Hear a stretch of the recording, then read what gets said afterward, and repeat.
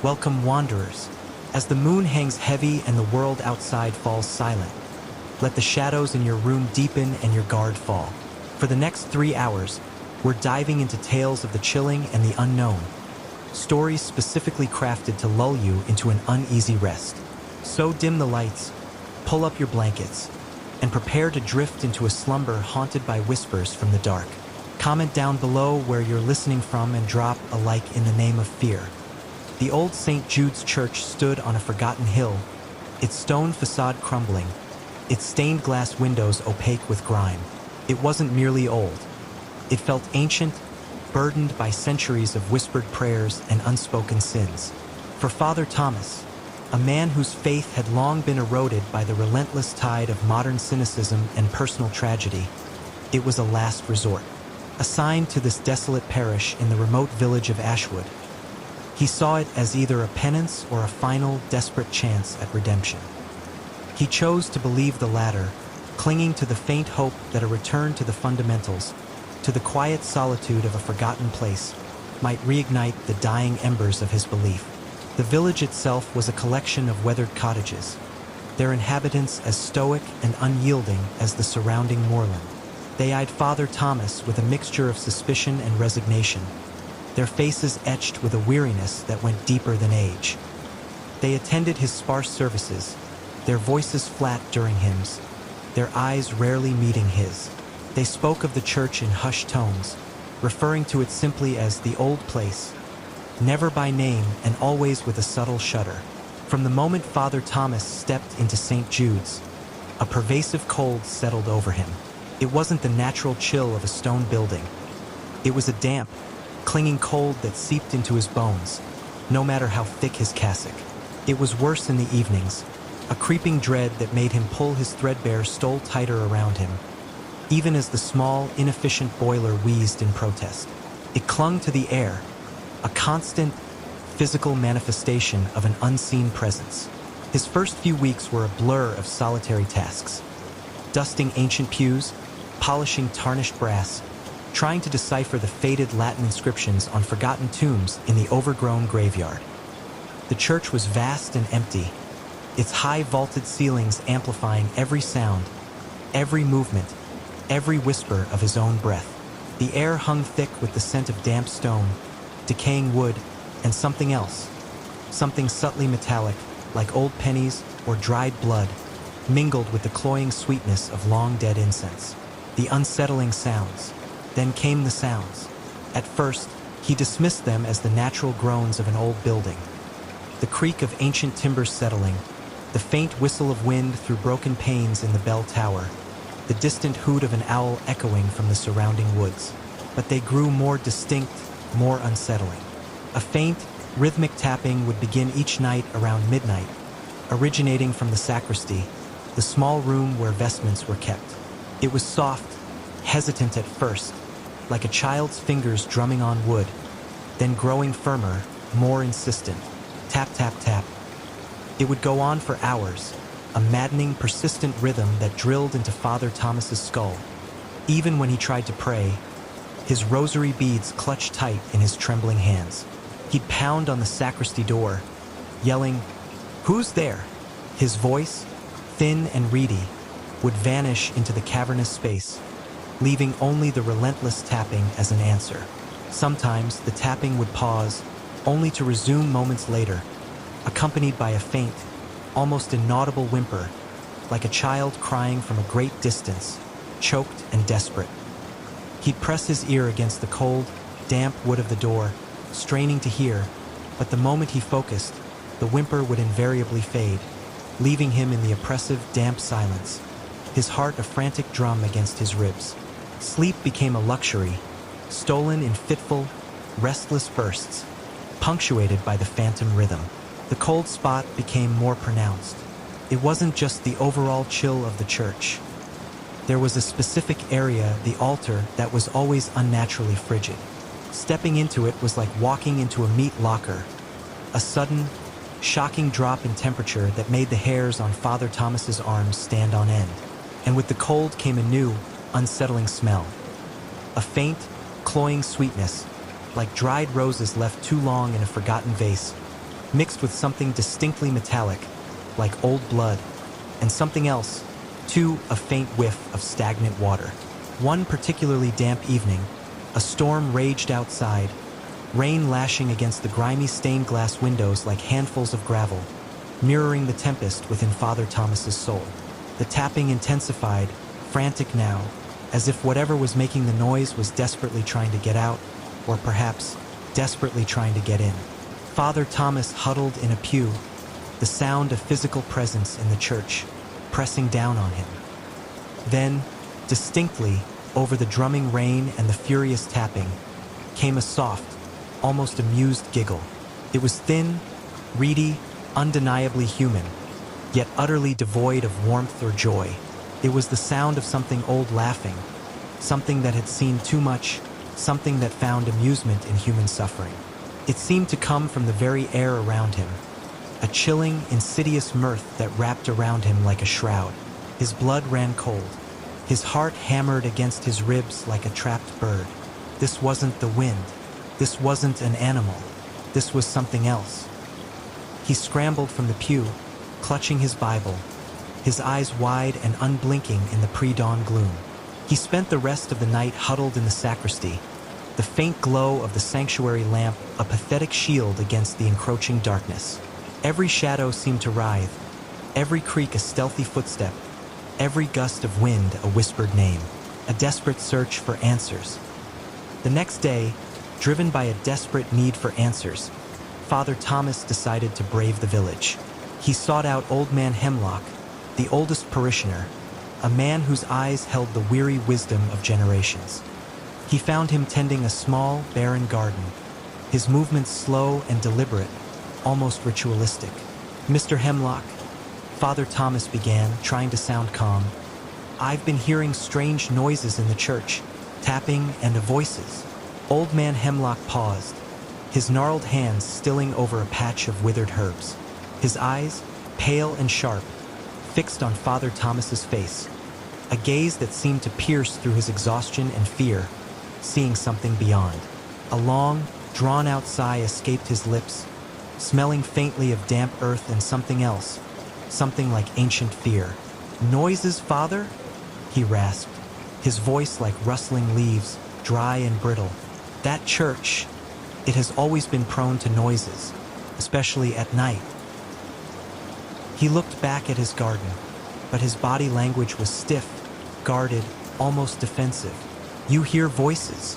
The way he pronounced the word sent a chill down Father Thomas's spine, his tone shifting, laced with a strange, knowing sorrow that spoke volumes more than his words. "Just a whisper, maybe a giggle," Father Thomas stammered, feeling foolish as the words left his mouth, yet unable to stop himself. A flicker of something, recognition, pity, fear, crossed Old Man Hemlock's weathered face, gone as quickly as it appeared. He plucked a dead leaf from a plant, crushing it in his hand. "Don't pay it mind, Father," he finally said, his voice dismissive, but his eyes held a strange, distant glint, as if looking at something far beyond the present moment, a vista of unseen horrors. Some places, they just hold on to things. Best leave them be. The conversation was clearly over. His denial, though subtle, was too quick, too absolute. It confirmed Father Thomas's fears, rather than alleviated them. It was a warning disguised as dismissal, a plea to let sleeping horrors lie. The church comes alive. That night, the activity escalated beyond anything Father Thomas had experienced. The tapping became bolder, more complex, tracing intricate patterns that sounded eerily like letters being carved into the plaster of the sacristy wall. He pressed his ear to the cold, damp plaster again, trembling, and heard what sounded like faint, guttural chanting coming from deep within the church's foundations. A low, rhythmic hum that vibrated through the stone floor, a dark counterpoint to the frantic tapping. It was primal, ancient, like nothing he had ever heard, resonating with a disturbing, almost magnetic pull. And that clinging, damp cold intensified, bringing with it a new, disturbing scent. The faint, unmistakable smell of decay, like damp earth and something long dead, overlaid with the cloying sweetness of those phantom roses, now sickly sweet and putrid. The sanctuary lamp, usually a steady, unwavering flame, began to flicker wildly, casting grotesque, shifting shadows across the altar. The crucifix seemed to twist, its wooden form contorting in the dancing light. Father Thomas, unable to bear the laughter and the chanting any longer, found himself drawn to a heavy, iron-bound door set into the floor near the altar. It was a door he'd noticed but dismissed as a disused storage space. The tapping was deafening here, a furious drumming. He could hear the distinct sound of something heavy dragging itself across the floorboards beyond the door, accompanied by a low, guttural groan. The giggling intensified, surrounding him, pressing in, mocking his deepest fears. He scrambled back, tripping over his own feet, collapsing in a heap on the cold stone floor. He looked around, desperate for a sign, a clue. His gaze fell upon an ancient, leather-bound missal left open on the altar. Its pages were brittle with age, the Latin script faded. As he knelt, his trembling fingers traced the words.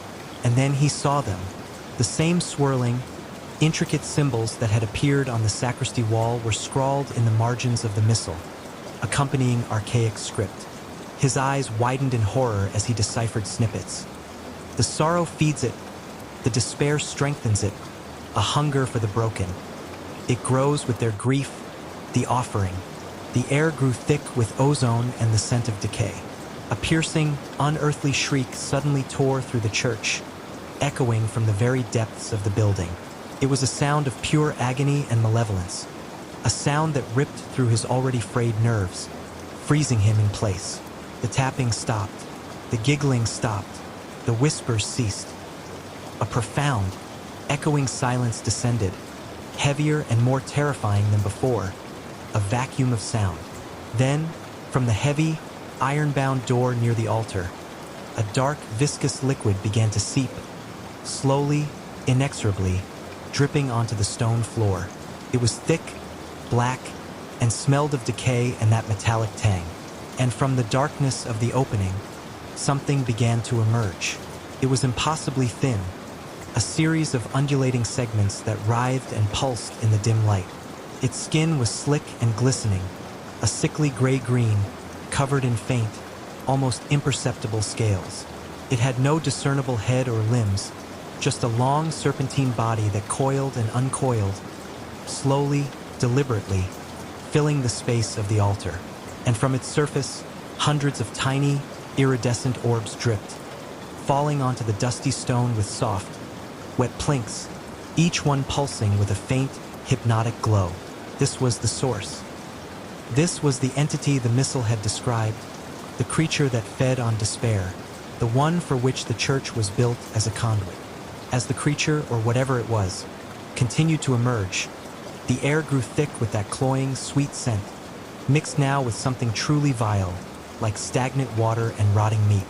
The cold intensified, a physical pressure that seemed to squeeze the very life from him. The creature paused, its segmented body filling the entire altar, its presence overwhelming. And then, from somewhere within its undulating mass, a single black, unblinking eye slowly opened. It was vast and ancient, reflecting the dim light, and it fixed on Father Thomas with an intelligence that was chillingly profound, utterly devoid of emotion, yet filled with an ancient predatory hunger. A voice, not heard with his ears but impressed directly into his mind, echoed in his skull, a chorus of cold, ancient whispers. You crave, I provide. You consume, I grow. Your sorrow is my feast. Your despair, my sustenance. Your faith, my meal. Father Thomas stumbled backward, a choked gasp escaping his lips. His faith, already so fragile, shattered completely. The orbs on the floor pulsed, beckoning, but the sight of the creature, its vast, unblinking eye, and the chilling realization of its true nature, filled him with a horror that transcended even his deepest despair. This wasn't just a fix, it was a pact. He was its sustenance. The church was its maw. The creature's segments began to twitch, and a single, long, translucent tendril uncoiled from its mass, reaching towards him. It moved slowly, deliberately, its tip dripping with the iridescent liquid. The despair in his gut screamed for it, but his mind recoiled. "No!" Father Thomas screamed, his voice raw, finally breaking free of his paralysis. He turned and ran, blindly, instinctively, a desperate primal flight. He scrambled through the pews, past the silent, watchful statues, his feet slipping on the dusty floor. The church seemed to come alive around him, the shadows stretching, reaching, the cold intensifying, the scent of decay overwhelming. The stone walls groaned, the floorboards buckled, as if the entire structure was trying to swallow him whole. He reached the heavy oak main doors, his hands fumbling with the ancient latch, his fingers numb with terror. The creature's slithering was closer now, the scraping of its scales against the stone floor growing louder, a relentless pursuit. He could feel its presence behind him, the oppressive weight of its ancient hunger. With a desperate cry, he wrenched the doors open, snapping the old lock, and burst out into the night. The cool, damp air hit him like a shock, washing over his sweat-soaked skin, carrying away the cloying scent of the church. He didn't look back. He just ran blindly through the overgrown graveyard, past the crumbling headstones, towards the faint, distant lights of Ashwood. He could hear the creature's low chuckle fading behind him, a promise of its patience, its endless wait. He ran until his lungs burned, until his legs gave out, until he collapsed on the side of the winding road, gasping for air, tears streaming down his face. The despair still clung to him, a familiar weight, but it was now laced with a new, terrifying knowledge. He had seen the face of his own darkness, and it had been hungry. He never returned to St. Jude's Church. He abandoned all his belongings, his vestments, his very identity within those walls. The cheap parish had come at an unspeakable price, a price paid not in money, but in sanity and faith. He left Ashwood that night, never looking back, a village now forever synonymous with horror. Months later, living in a small, anonymous room in a different city, the nightmares still came. The tapping, the giggling, the whispers, the slithering, the black eye, but something had changed. The sheer, undeniable horror he had faced had, paradoxically, stripped away his cynicism, leaving him with a raw, terrifying understanding of true evil. He no longer sought redemption. He sought only escape. His faith wasn't restored, not in the way he had once known it. The scars ran deep, etched into his very being. But he faced it now, no longer isolated in his sorrow. Sometimes, when the night was utterly silent, he would still feel a lingering chill, a phantom cold spot in the room, or swear he heard a faint whisper on the wind, a dry, reedy chuckle. And he knew, with a chilling certainty, that St. Jude's Church wasn't just an old building. It was a living, breathing entity, a monstrous maw waiting to consume the unsuspecting. Its roots buried deep in something far older and far more terrifying than dust and forgotten prayers. And he was just one more offering in its long, hungry history, forever marked by the night he escaped its insidious embrace. He was a survivor, but he was also a testament to the insatiable hunger that lurked in the shadows, a hunger that had almost consumed him whole. He had escaped, yes, but he carried a piece of the church, and its despair, within him, a constant, chilling reminder of the darkness that had almost claimed him. The night shift at the old Grand Central Library wasn't for the faint of heart. Not because of the work. Shelving dusty tomes and organizing forgotten microfiches was mind-numbingly dull, but because of the silence. It wasn't the gentle quiet of a sleeping city. It was the heavy, suffocating silence of a tomb. I, Arthur, the lone overnight attendant, knew every creak of the ancient building, every groan of settling timbers, every whisper of air through its vast, empty halls. But tonight there was a new sound. It started subtly, a faint, rhythmic tapping coming from the towering fiction section, where forgotten classics slept in their leather-bound husks. Top, top, top, like a branch against a window pane, but there were no windows in the interior stacks. My first thought was a loose pipe, a tremor in the old plumbing, but the sound was too precise, too deliberate. I tried to ignore it, focusing on the comforting weight of a first edition of Moby Dick in my hands. But the tapping persisted, growing infinitesimally louder, more insistent. My heart began to thump a slow, heavy rhythm against my ribs. I pulled out my phone, its screen a tiny, defiant beacon in the gloom, and activated the flashlight. The beam cut through the dusty air, illuminating rows upon rows of silent books, their spines a kaleidoscope of muted colors. "Hello," I called out, my voice swallowed by the vastness of the space. Only the tapping answered, now accompanied by a faint, paper-thin rustle, like pages turning. I told myself it was just old Mrs. Henderson, the eccentric librarian, who sometimes forgot her keys and tried to sneak back in after hours. But Mrs. Henderson was 86 and moved like molasses. The sound was quick, nimble. I walked slowly down the aisle, the beam of my flashlight dancing across titles, each one seemingly staring back at me with unblinking eyes. The tapping led me deeper into the labyrinthine stacks, past forgotten encyclopedias and obscure academic journals, the air growing colder with each step, carrying with it a faint, musty scent, like old paper and something else, something dry and brittle. Then I saw it. At the end of a long, narrow aisle, tucked between shelves of antiquated history books, a single book lay open on a reading stand. It was a massive, leather-bound volume, its pages yellowed and brittle, emblazoned with strange, swirling symbols I didn't recognize. The tapping was coming from it, a tiny, insect-like sound against the pages. And the rustling, that was the pages slowly, steadily turning themselves. My breath hitched. My mind screamed at me to run, to sprint for the emergency exit. But the sight held me, a chilling fascination.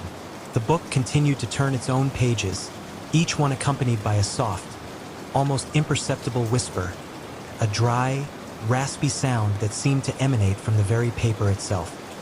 It wasn't words I could understand, but a jumble of ancient tongues, a cacophony of lost knowledge and forgotten curses. As I stared, horrified, a shadow detached itself from the deeper gloom behind the shelves. It was impossibly thin, a mere wisp of darkness, yet it seemed to coalesce, to gain substance, as it drifted towards the open book. It was draped in what looked like the remnants of a librarian's uniform, faded and shredded, but it was not human. Its movements were too fluid, too unnatural. A sudden, sharp creak echoed from the main reading room, a sound that usually meant the building was settling. But this was different. This was the sound of a heavy, wooden chair being dragged across the polished floor. And then another and another, a growing chorus of scraping, as if an invisible audience was assembling. The tapping intensified, frantic now, like 1,000 tiny fingers drumming on a coffin lid. The whispers from the book grew louder, forming a discordant chorus that pressed against my eardrums. The air grew thick with the musty, brittle scent, now mingled with something acrid, like ozone after a lightning strike. And from the corner of my eye, I saw them, shadows, just like the one by the book, slipping out from between the stacks, from under the reading tables, from the darkest corners of the library. They were not solid, yet they seemed to shimmer with an inner malevolence, their forms indistinct, constantly shifting. One of the shadows drifted closer to the open book, hovering over it like a vulture over carrion.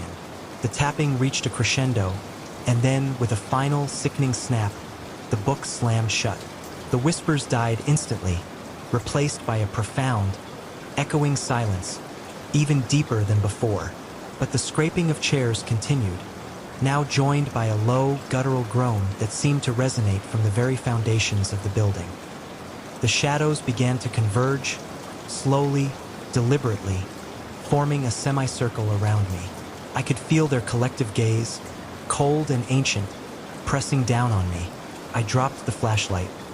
It clattered to the floor, its beam spinning wildly, painting chaotic streaks of light across the dust-laden shelves. In the fleeting flashes, I saw fleeting glimpses of their faces, or what passed for them. Hollowed-out voids, dark pits where eyes should have been, stretched mouths that seemed to gasp for something not quite air. My breath caught in my throat. My legs, which had been frozen in terror, suddenly found their strength. I turned and ran, not towards the exit, but deeper into the library, a desperate, irrational dash for the children's section, as if the brightly colored picture books could somehow protect me. But the library had shifted. The familiar aisles twisted and turned, morphing into endless corridors of silent, watchful books. The scraping of chairs followed me, closer now, a relentless, rhythmic pursuit. I could feel the cold breath of the shadows on my neck, their formless presence brushing against my arms, raising goosebumps. The musty, acrid smell filled my lungs. I stumbled into what should have been the grand reading room, but it was not. It was a vast, circular chamber, its walls lined not with books, but with countless empty wooden chairs, arranged in concentric circles, all facing a central dais. And on the dais, illuminated by a single, flickering gas lamp that materialized from nowhere, was the large, leather-bound book. It was open again, its pages rustling, its symbols glowing faintly, and seated in every single chair, filling the immense room with their silent presence, were the shadows. Hundreds of them, their indistinct forms all facing the book, all facing me. Their collective stillness was more terrifying than any roar. The groaning intensified, a chorus of deep, ancient sounds that seemed to come from the very ground beneath my feet. From the dais, the shadow that had been by the book slowly, gracefully, rose. It extended a long, skeletal finger towards me, and a single, clear word echoed in my mind, not spoken aloud, but impressed directly into my thoughts. Read. The musty air pressed in on me, suffocating. I felt an irresistible urge, a compulsion I couldn't fight, to walk towards the book, to pick it up, to understand the whispers that had haunted me. My feet moved on their own accord, heavy, unwilling, yet utterly determined. I could feel the silent, expectant gaze of the shadows, hundreds of ancient eyes piercing through me. As I reached the dais, the flickering gas lamp suddenly flared, casting stark, dancing shadows that stretched and contorted the forms of the seated specters. I saw the book, its pages wide open, the strange symbols twisting and writhing like living things. And just as my hand reached out, a deafening, piercing scream tore through the silence of the library. It was the wail of 100 souls in agony, the shriek of pure, unadulterated terror. The scream wasn't mine. It was the library's. And then, just as quickly as it began, it ended. The gas lamp winked out. The shadows vanished. The book was gone. The chairs were gone. The strange chamber dissolved into the familiar grand reading room, dark and utterly silent. I collapsed to the floor, gasping for air, my body trembling uncontrollably. My mind reeled, trying to reconcile what I had seen with the mundane reality of the library. It was 4:30 a.m. My shift would be over soon. I dragged myself up, my muscles aching, my throat raw. I stumbled towards the main exit, not daring to look back, not daring to believe it was over. The automatic doors hissed open, spitting me out into the cool, pre-dawn air. The city was still asleep, oblivious to the horrors that unfolded within its quiet corners. I never returned to Grand Central Library. The memory of the tapping, the turning pages, the sweet, acrid smell, and the silent, waiting shadows never truly left me. Sometimes, late at night, I still hear the faint rustle of pages, and I instinctively check the nearest bookshelf, half expecting to see an ancient, leather-bound volume open itself, waiting for me to read. And I know with a chilling certainty that the library isn't just a place of books. It's a place of something far older, far darker, and infinitely more hungry. The sky was the color of bruised plums, a sickly, ominous hue that swallowed the last vestiges of twilight. Inside the aging minivan, the air was thick with the scent of stale coffee, nervous sweat, and the faint, metallic tang of fear. Mark gripped the steering wheel so tightly his knuckles were white, his eyes darting between the rearview mirror and the rapidly darkening horizon. Beside him, Sarah clutched her phone. its screen a flickering beacon displaying a Doppler radar map that looked less like weather and more like a monstrous, swirling maw. In the back, 10-year-old Lily whimpered softly, her face pressed against the window, and her older brother, 15-year-old Ethan, tried to project an air of detached cool, but his rigid posture and wide, unblinking eyes betrayed his terror. "It's gaining on us, Mark." Sarah's voice was a tight, panicked whisper. "The radar shows it's picked up speed. We should have gone to the shelter." "There wasn't time, Sarah. By the time the sirens went off, it was already too close. This is the fastest way out of its path." His voice was strained, each word a battle against the rising tide of adrenaline. He knew she was right in a way. They had hesitated, dismissed the earlier warnings as overblown, and now they were paying the price. A sudden, violent gust of wind slammed into the minivan, rocking it violently. Lily cried out, and Ethan instinctively pulled her closer. The trees lining the highway bent and swayed like drunken giants, their branches thrashing against the darkening sky. Debris, small at first, began to whip across the road, leaves, twigs, then larger pieces of what looked like shredded insulation. "Stay calm, kids." Mark tried to reassure them, his voice cracking. "We're almost out of it. Just a little further." But the lie tasted bitter on his tongue. He could see it now, even without the radar. A dark, churning column, indistinct against the bruised sky, but undeniably there. It was a monstrous, ethereal serpent, descending from the heavens, its tail lashing out, tearing at the earth. The radio crackled, then a frantic voice broke through the static. "Seek immediate shelter. Repeat, seek immediate shelter." Large, destructive tornado confirmed on the ground, moving rapidly towards Highway 67. "Turn it off," Sarah shrieked, pressing a trembling hand to her mouth. "Just turn it off." Mark slammed his hand against the radio, silencing the terrifying broadcast. The only sounds now were the roar of the wind, the drumming of rain against the windshield, and the ragged breaths of his family. The minivan felt fragile, a tin can against the fury of nature. He pushed the accelerator to the floor, the old engine groaning in protest. The road ahead was a blurry tunnel of rain and wind, visibility dropping to almost zero. He squinted, trying to make out the faint glow of the taillights of the car ahead, their only guide through the maelstrom. Suddenly, the car ahead swerved violently, its brake lights flashing erratically. Then it disappeared into the swirling curtain of rain. Mark slammed on his own brakes, the minivan skidding precariously. "What was that?" Ethan yelled, his voice laced with genuine fear now. "I don't know," Mark shouted back, trying to regain control of the vehicle. He could feel the tires losing traction, hydroplaning on the waterlogged asphalt. He fought the wheel, wrestling the van back into a straight line. A terrifying sound ripped through the air, a low, guttural roar that vibrated through the very chassis of the minivan. It was the sound of the tornado, closer now, a living, breathing entity. It was a sound that spoke of unimaginable power, of destruction on an epic scale. "It's right behind us," Lily screamed, pointing a trembling finger out the back window. Mark risked a glance in the rearview mirror. The world behind them was a swirling vortex of black and gray, illuminated by flashes of lightning. He could see trees being ripped from the ground, houses dissolving into splinters, cars tossed like toys. The funnel cloud was enormous, a terrifying, beautiful, and utterly destructive force. "Hold on," he yelled, pushing the accelerator again, desperate for speed. The minivan lurched forward, fighting against the wind that seemed determined to push it sideways. The rain turned to hail, huge chunks of ice hammering against the roof and windshield, sounding like 1,000 tiny hammers. Cracks spiderwebbed across the glass. "My window!"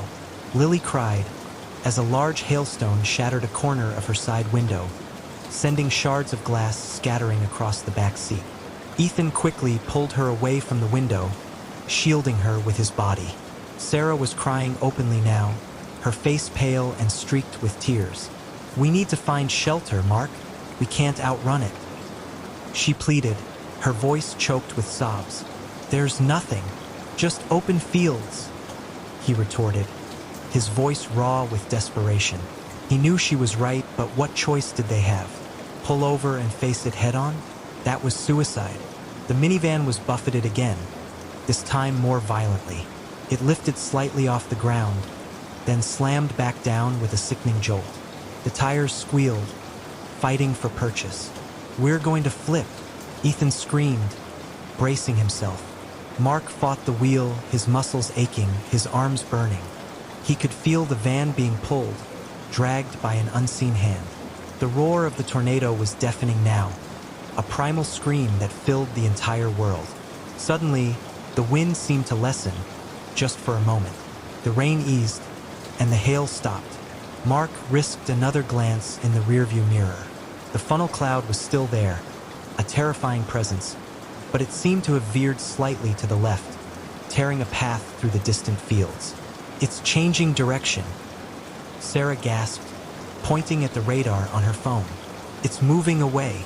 A wave of relief, so profound it almost buckled his knees, washed over Mark. They had made it. They were safe.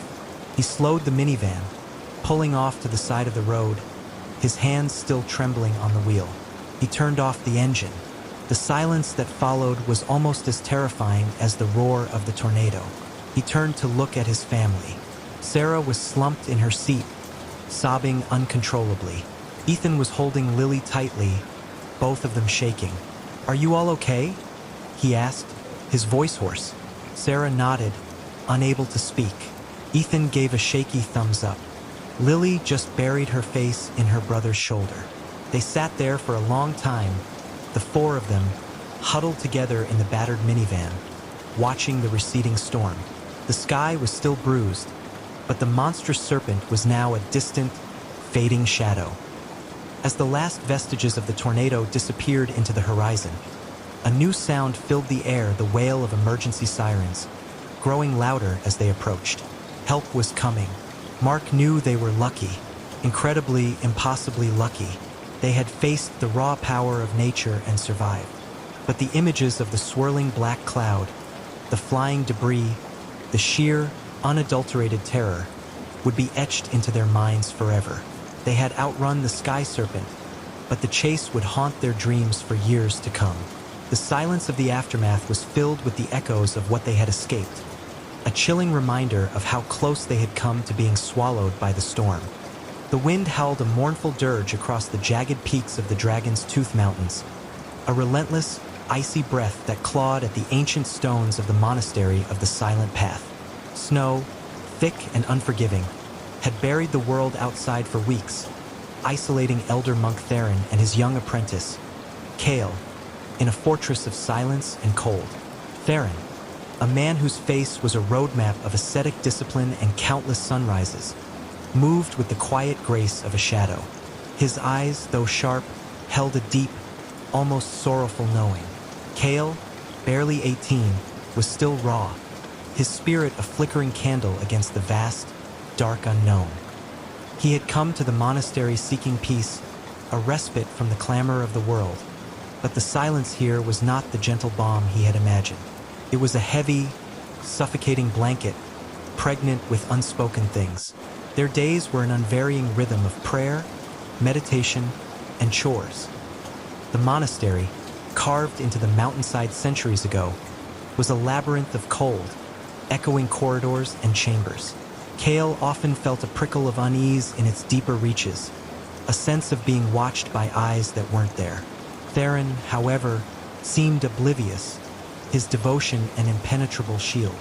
One particularly brutal afternoon, as Kale was tasked with cleaning the ancient scriptorium, a place rarely used, he noticed something peculiar. Behind a crumbling shelf filled with forgotten scrolls, a section of the stone wall seemed different, not quite flush, a hairline crack tracing an almost imperceptible seam.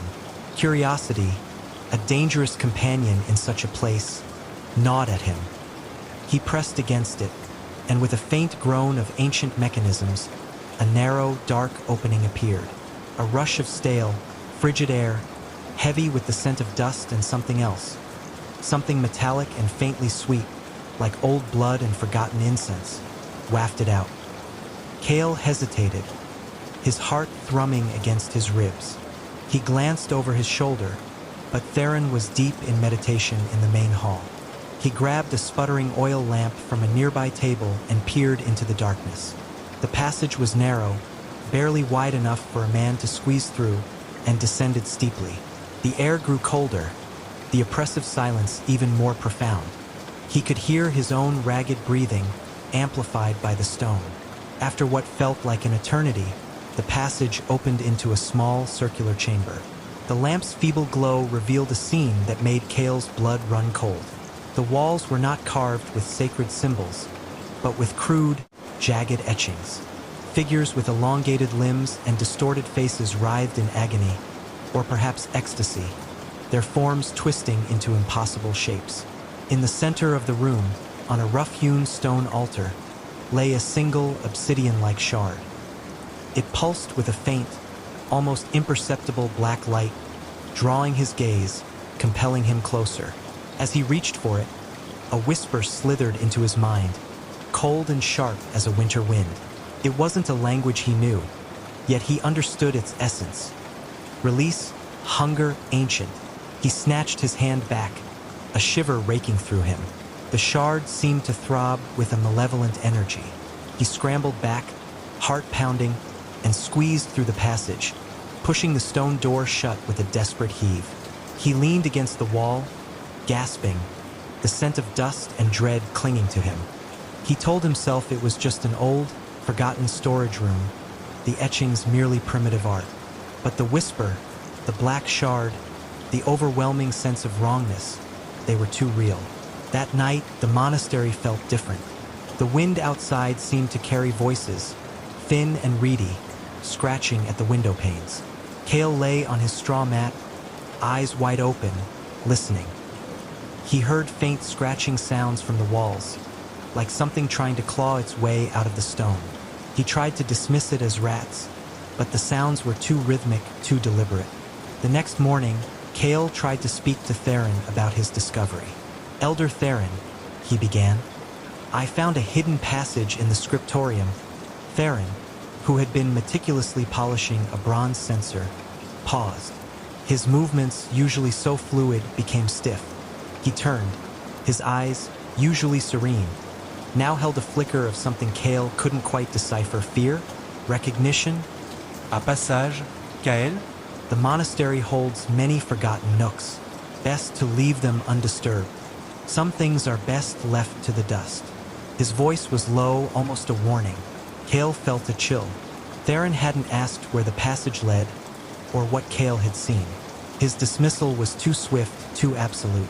It confirmed Kale's growing suspicion. Theron knew.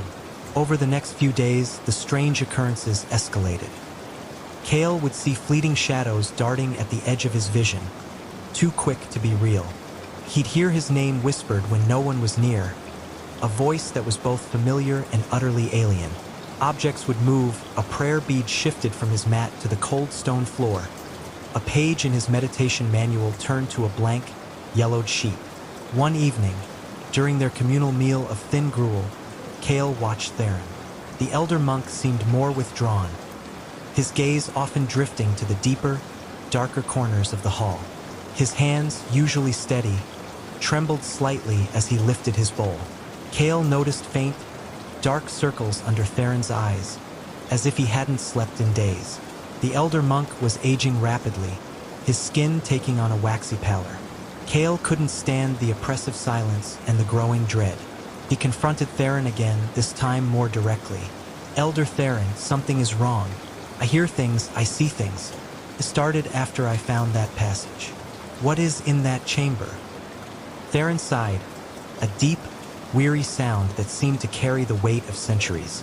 He set down his bowl. "Come, Kael. It is time you knew. The truth is a heavy burden, but it is better than ignorance." He led Kale not to the scriptorium, but to a small, unassuming alcove near the main altar, usually overlooked. He knelt and pushed aside a loose stone, revealing a hidden compartment.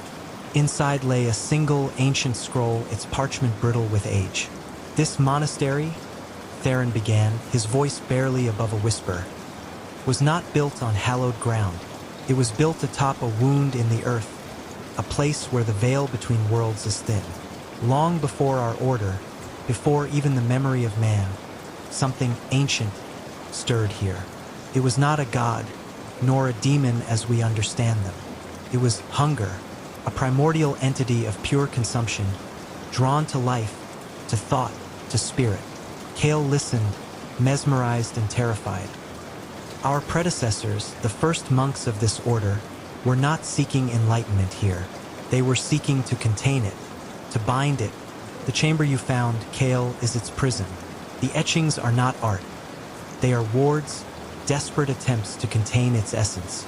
And the shard, the obsidian shard, it is a fragment of its being, a focal point for its power.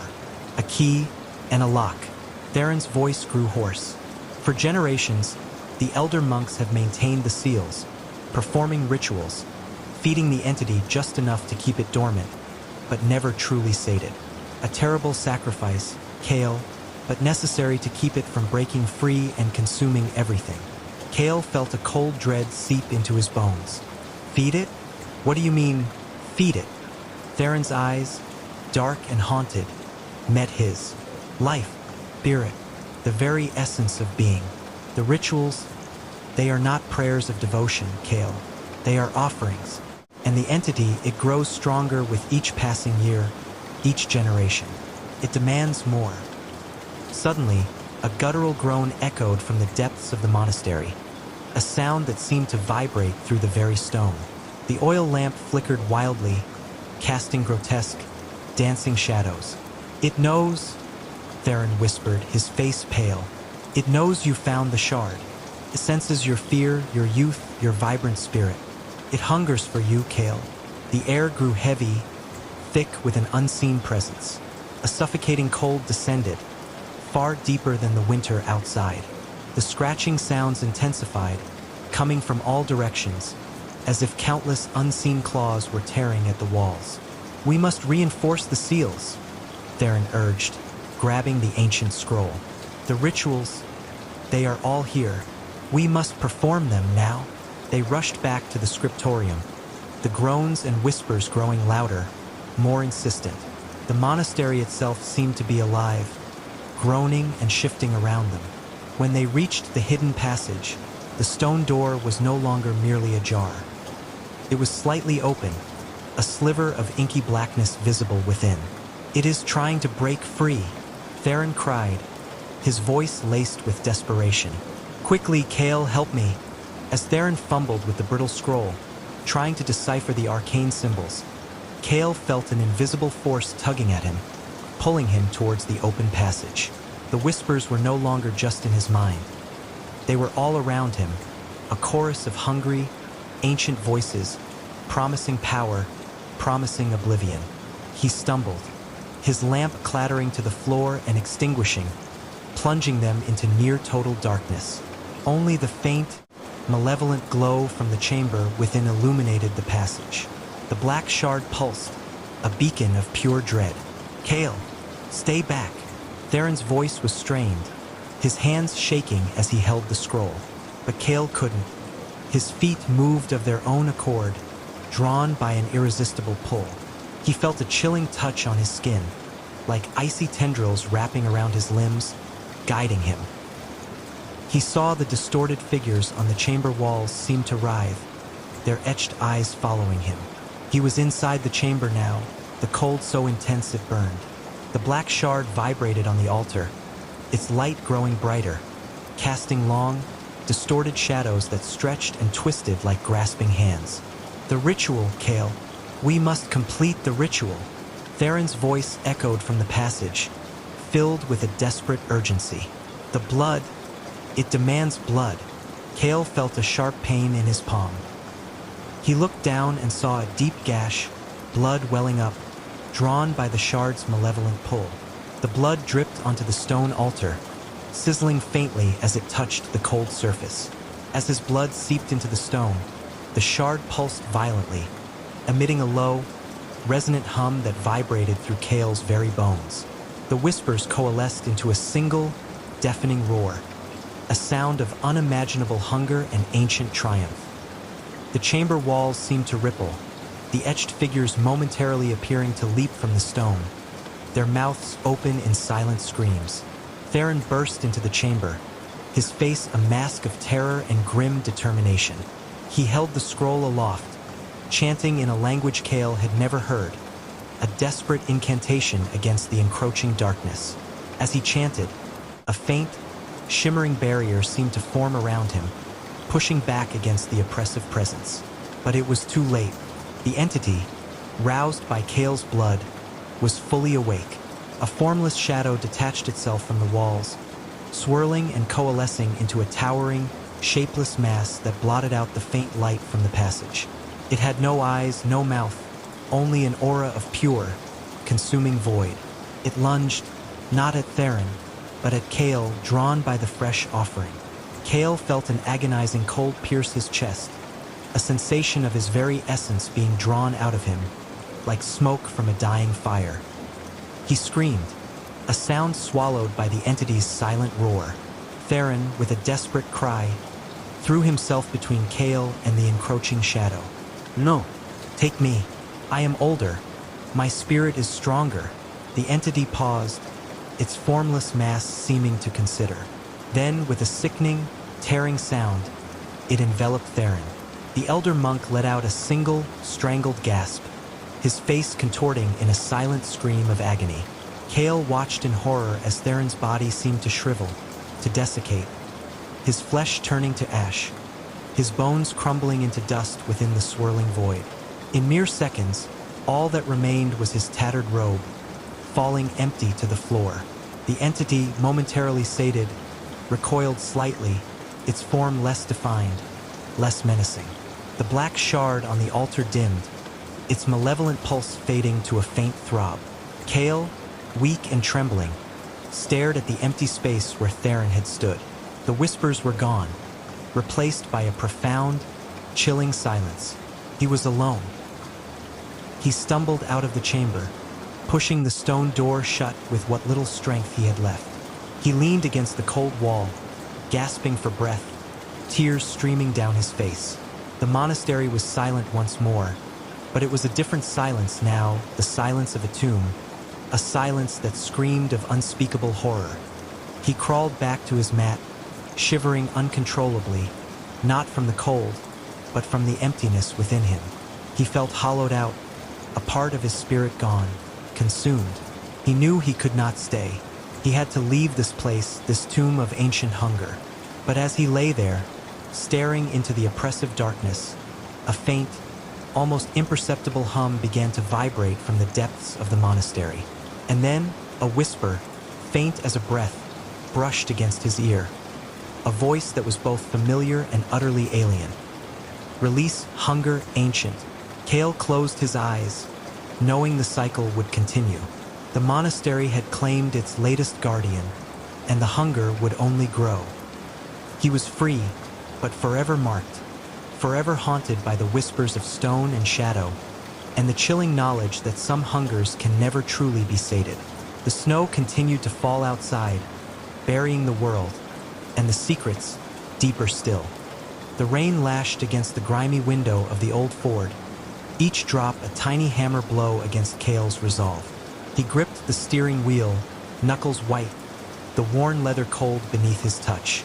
This was it, the last one. After 2 decades of shadows, whispers, and the chilling finality of a silenced breath, Cale was done. One more target, one more contract fulfilled, and then blessed oblivion. A cabin by a lake, far from the city's neon glow and the ghosts that clung to his every step. His target, Elias Thorne, a name that had surfaced in the hushed tones of the syndicate, a man whose transgressions were vague but severe enough to warrant Cale's unique brand of justice. The file was thin, almost deliberately so, listing only an address, Blackwood Manor. Remote, isolated, exactly how Cale preferred his work. The car shuddered over a particularly deep pothole, sending a jolt up his spine. The road had long since devolved into a muddy track, swallowed by a dense, ancient forest. Trees, skeletal and gnarled, clawed at the sky, their branches dripping with the ceaseless rain. No streetlights, no distant glow of civilization, just the oppressive darkness and the rhythmic drumming of the rain. He killed the engine a mile from the manor, letting the silence of the forest engulf him.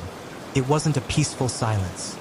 It was a heavy, watchful quiet, punctuated by the drip, drip, drip from the canopy and the distant, mournful hoot of an owl. Kale pulled out his gear, a silenced pistol, a combat knife, lock-picking tools, and a small, high-powered flashlight. He moved with the practiced economy of a predator, his movements fluid despite the weariness etched into his bones. The path to Blackwood Manor was overgrown, choked with thorny brambles and slick with mud. The air grew colder, thick with the scent of damp earth, decaying leaves, and something else, something metallic and faintly sweet, like old blood and rust. Kale dismissed it as his imagination, a byproduct of years spent in the company of death. Then he saw it, Blackwood Manor. It wasn't just old. It was ancient, a hulking silhouette against the bruised sky. Gothic, with sharp gables and crumbling turrets, it looked less like a house and more like a tomb. Every window was a black, vacant eye, staring out into the storm. A single, rusted iron gate, half off its hinges, groaned in the wind, a macabre welcome. As he approached, a faint, sickly green light flickered from one of the upper windows, then vanished. Kale paused, his hand instinctively going to his pistol. An occupant, or just a trick of the storm? He waited, eyes scanning the facade, but the light did not return. He bypassed the gate, slipping through a gap in the crumbling stone wall. The grounds were a chaotic mess of dead bushes and gnarled trees, their branches twisted into grotesque shapes. A forgotten statue, headless and draped in ivy, stood sentinel near a dry, cracked fountain. The air grew heavier here, pressing down on him, and the metallic sweet scent was stronger, cloying. He found a service entrance, a heavy oak door set deep into the stone foundation. The lock was old, but intricate. Kale worked quickly, his fingers deft, listening to the subtle clicks and tumblers. The rain intensified, drumming against the roof above him, almost drowning out the soft sounds of his work. Finally, a soft thunk, and the lock yielded. He pushed the door open, a wave of stale, frigid air washing over him. The darkness inside was absolute, a living thing that seemed to absorb the beam of his flashlight.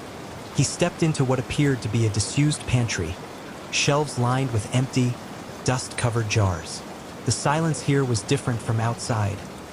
It was a deep, resonant silence, as if the very walls held their breath. Kale moved through the house with the silent grace of a ghost. The floorboards groaned under his weight, each creak echoing unnaturally loud in the oppressive quiet. Dust motes danced in the beam of his flashlight, swirling like tiny, frantic spirits. Cobwebs, thick and heavy, draped from every corner, catching the light like spectral lace. He found the main hall. It was vast, dominated by a grand, sweeping staircase that disappeared into the gloom of the upper floors. Portraits, their subjects' faces obscured by shadow and grime, lined the walls, their eyes seeming to follow him. A grand piano sat in one corner, its keys yellowed and chipped, a thick layer of dust muffling its potential song. The metallic sweet scent was strongest here, almost overwhelming.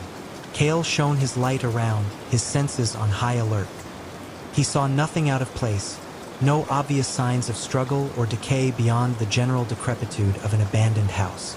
Yet, the feeling of unease persisted, growing into a cold knot in his stomach. He began his systematic search for Thorn. First, the ground floor.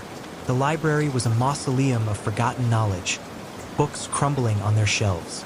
The dining room table was set for a feast, but the plates were empty, covered in decades of dust, a macabre tableau. He found a study, filled with strange, occult-looking symbols etched into the desk and walls. There were no signs of recent occupation, no fresh dust, no warmth, no scent of a living person. This was wrong. Thorn was supposed to be here. The syndicate was meticulous. Kale ascended the grand staircase, his boots sinking slightly into the plush, decaying carpet. The air grew colder with each step, and he felt an inexplicable pressure on his chest, as if the very air was thickening. He reached the landing, where more dark corridors stretched out into the oppressive blackness. He chose the corridor to the right. The first door he tried was locked. He picked it, the click of the tumblers sounding like a gunshot in the silence. The room beyond was a bedroom, lavishly furnished but equally dust-laden and cold. A four-poster bed, its canopy torn, stood in the center, and a large, ornate mirror leaned against one wall. As his flashlight beam swept across the mirror, Kale saw it. Not his reflection, but something else. A fleeting, shadowy figure standing directly behind him, its features indistinct, its form wavering like smoke. He spun around, pistol raised, but there was nothing. Only the empty room, the dust, and the silence. His heart hammered against his ribs. He was tired, yes, but he wasn't prone to hallucinations. He had seen things in the shadows before, but they were always human, always tangible. This was different. This was impossible. He continued his search, each room more unsettling than the last. A nursery filled with antique, broken dolls, their porcelain eyes staring blankly into the void. A music room where a single violin lay on the floor, its strings snapped, emitting a faint, high-pitched whine that seemed to come from nowhere. He found a door at the very end of the corridor, slightly ajar. A faint, greenish glow emanated from within. Kale approached cautiously, his pistol held steady. The metallic sweet scent was overpowering here, making his eyes water. He pushed the door open fully. It was a study similar to the one downstairs, but far more disturbing. The walls were covered in more symbols, but these were larger, more intricate, etched directly into the plaster. In the center of the room, a large, circular rug was stained dark, almost black, with what looked like dried blood. And in the middle of the rug, sitting calmly at a heavy wooden desk, was Elias Thorne. He was an old man, impossibly gaunt, with skin like parchment stretched taut over sharp bones. His eyes, though, were what truly held Kale's attention. They were not human eyes. They were entirely black, like polished obsidian, reflecting no light, no emotion, only an infinite, terrifying void. He wore a simple, dark robe, and his hands, long and skeletal, rested on an open book bound in what looked like human skin. Thorne looked up, a slow, deliberate movement, and a smile, thin and chilling, spread across his face. It was a smile that didn't reach his eyes, a predator's smile. Kale, Thorne's voice was a dry rasp, like leaves skittering across stone. "I've been expecting you." Kale felt a cold dread seep into his very marrow. He had faced down hardened criminals, ruthless dictators, and desperate fanatics. But this man, this thing was something else entirely. "Elias Thorne," Kale said, his voice flat, betraying none of the terror that was beginning to coil in his gut. "The Syndicate sent me." Thorne chuckled, a sound like dry bones rattling. The Syndicate, always so predictable, always so limited. He gestured to the empty chair opposite him. "Please sit. We have much to discuss before your final mission concludes." Kale didn't move. His finger tightened on the trigger.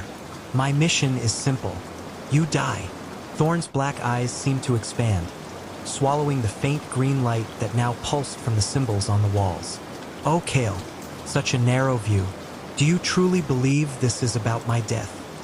He leaned forward, his voice dropping to a conspiratorial whisper that nevertheless filled the room. "This isn't your final mission, Kale. This is your initiation." The air in the room grew heavy, suffocating. The metallic sweet scent intensified, now mixed with something acrid, like ozone. The symbols on the walls began to glow brighter, pulsing with that sickly green light. Kale felt a pressure building behind his eyes, a high-pitched whine starting in his ears. "What are you talking about?" Kale demanded, trying to keep his voice steady. "Your life, Kale," Thorne continued, ignoring the question. His voice now layered with an unnatural echo, as if multiple voices spoke through him. A tapestry of blood and regret. Every life you've taken, every soul you've extinguished, they're all here, within these walls. They've been waiting for you. As Thorn spoke, the shadows in the room began to writhe. Not just the natural shadows cast by the furniture, but deeper, darker shadows that seemed to peel away from the walls, coalescing into indistinct forms. Kale saw them, felt them, cold, spectral presences that drifted closer, their forms indistinct, yet undeniably there. He fired. The silenced pistol coughed, and a bullet tore through Thorn's chest. No blood, no reaction. The old man simply smiled, a wider, more terrifying grin. A futile gesture, Kale, Thorn rasped. A faint green glow now emanating from the bullet wound, healing it instantly. I am beyond such trivialities. I am the collector. And you, my dear assassin, are my finest acquisition. The shadowy figures swirled around Kale, their forms growing more defined. He saw faces, fleeting and distorted, faces of the men and women he had killed. Their eyes, though lacking pupils, burned with an icy malevolence. A cold, skeletal hand, transparent and shimmering, reached out and touched his arm. A shock of pure, agonizing cold shot through him, making him cry out. Kale emptied the clip into Thorn, the pistol clicking uselessly against the creature's regenerating form. He dropped the weapon, drawing his combat knife, its blade glinting in the eerie green light. He lunged, aiming for Thorn's throat, but Thorn was faster. His skeletal hand shot out, grabbing Kale's wrist with impossible strength. The cold was unbearable, spreading rapidly up his arm, numbing his fingers. Thorn's black eyes locked onto Kale's, and a torrent of images, memories, and sensations flooded Kale's mind. He saw every kill, every victim, replayed in excruciating detail. The fear in their eyes, the last gasps, the warmth of their blood on his hands. But these weren't just memories. They were their memories, their pain, their final moments experienced through their eyes. He felt their terror, their despair, their desperate struggle for life. He was drowning in a sea of borrowed agony. They crave you, Kale, Thorn whispered, his voice now a chorus of the damned. They yearn for your company, for the one who brought them here. The shadowy figures pressed in, their cold touch seeping through his clothes, chilling him to the bone. He felt hands, unseen but palpable, pulling at his limbs, dragging him down. The room spun, the green light pulsed violently, and the air filled with the cacophony of 1,000 silent screams. Kale fought, but his body was failing him. The cold had spread, paralyzing his muscles. His vision blurred, the faces of his victims swirling around him, their mouths open in silent accusations. He felt himself falling, not through the floor, but into a deeper, colder abyss. He landed hard, not on solid ground, but on something soft and yielding. He opened his eyes, gasping for breath. He was no longer in the study. He was in a vast, echoing chamber, its walls slick with a glistening black substance. The ceiling was lost in the gloom, but he could hear the drip, drip, drip of that black liquid falling from above. And around him, everywhere, were the forms. Not shadowy now, but solid, grotesque figures, their bodies contorted, their faces frozen in expressions of eternal agony. They were the victims, his victims. Their eyes, though empty, seemed to stare at him accusingly. He tried to move, but his limbs were heavy, unresponsive. He was lying on a bed of bodies, their cold, stiff forms pressed against him, their limbs intertwined with his. He was trapped. A figure emerged from the gloom, its form impossibly tall and gaunt. Thorn, but not the old man from before. This was Thorn's true form, a towering monstrosity of bone and shadow, his black eyes burning with an infernal light. "Welcome, Kale," Thorn's voice boomed, echoing through the chamber, a sound that tore at Kale's sanity. "Welcome to your final mission, to your eternal contract." Thorn raised a hand, and the black substance on the walls began to ripple, forming grotesque, skeletal hands that reached out towards Kale. He tried to scream, but no sound escaped his throat. The hands closed around him, cold and unyielding, pulling him deeper into the massive bodies. He felt himself being absorbed, his own form dissolving, becoming one with the countless others. His consciousness flickered, fragmented by the overwhelming pain and terror. He was no longer Kale, the assassin. He was merely another component in Thorne's macabre collection, another soul added to the manor's eternal torment. The last thing he saw, before the darkness consumed him entirely, was Thorne's face, his black eyes gleaming with triumph, and the faint, sickly green light pulsating from the depths of the manor, a beacon of unending horror. The rain still lashed outside, but inside, the screams had just begun, and they would never end. The old house stood on the edge of the Whispering Woods, a place locals avoided after dusk. Josh, at 10 years old, found its proximity both thrilling and terrifying. He lived there with his grandmother, a woman whose eyes held the weariness of 1,000 untold stories and whose silence was often more unsettling than any scream. It began subtly, as most horrors do, a faint scratching at his window late one night, like skeletal fingers tapping on glass. Josh, huddled beneath his dinosaur print duvet, convinced himself it was just a branch, or perhaps a stray cat. But the scratching persisted, rhythmic, insistent. He squeezed his eyes shut, pulling the duvet higher, until the sound faded with the first sliver of dawn. The next day, the air in the house felt heavy, thick with an unspoken presence. Grandma Eleanor moved through her daily rituals with an unusual stiffness, her gaze frequently drifting towards the woods. "Don't go near the woods, Joshua," she'd said countless times, her voice raspy. "Especially not after the sun sets. There are things in there that don't like to be disturbed." Josh, being a boy, was naturally drawn to the forbidden. He'd spent countless afternoons exploring the fringes, never daring to venture too deep. The trees were ancient, their branches gnarled and twisted like arthritic hands, their leaves a perpetual, rustling whisper. It was this whisper that gave the woods its name, a sound that shifted from a gentle breeze to a chilling, sibilant hiss when the wind picked up. One afternoon, while playing near the old, crumbling stone wall that marked the wood's boundary, Josh found it. A small wooden bird carved with intricate, unsettling patterns. Its eyes, two tiny beads of obsidian, seemed to follow him. He picked it up, a strange warmth emanating from the cold wood. It felt old, impossibly old, and imbued with a peculiar energy. He showed it to his grandmother. Her face, usually a mask of quiet resignation, blanched. She snatched the carving from him, her fingers trembling. "Where did you find this?" she demanded, her voice sharp, unlike anything he'd ever heard from her. "Just by the wall, Grandma," Josh stammered, taken aback by her reaction. She stared at the bird, her lips pressed into a thin line. Then, without another word, she walked to the fireplace and tossed it into the dying embers.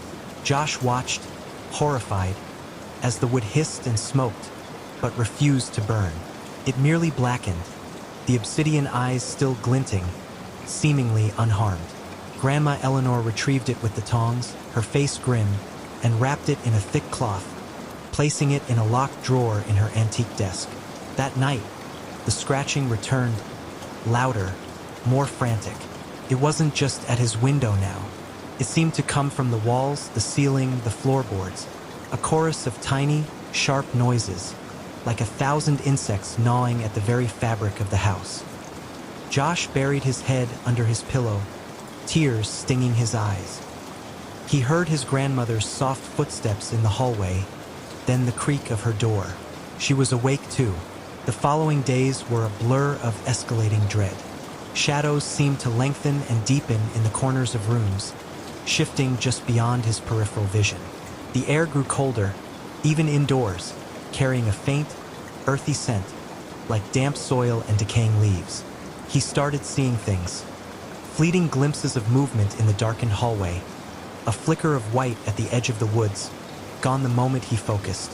Grandma Eleanor began talking to herself, soft, unintelligible murmurs that sometimes sounded like pleas, sometimes like warnings.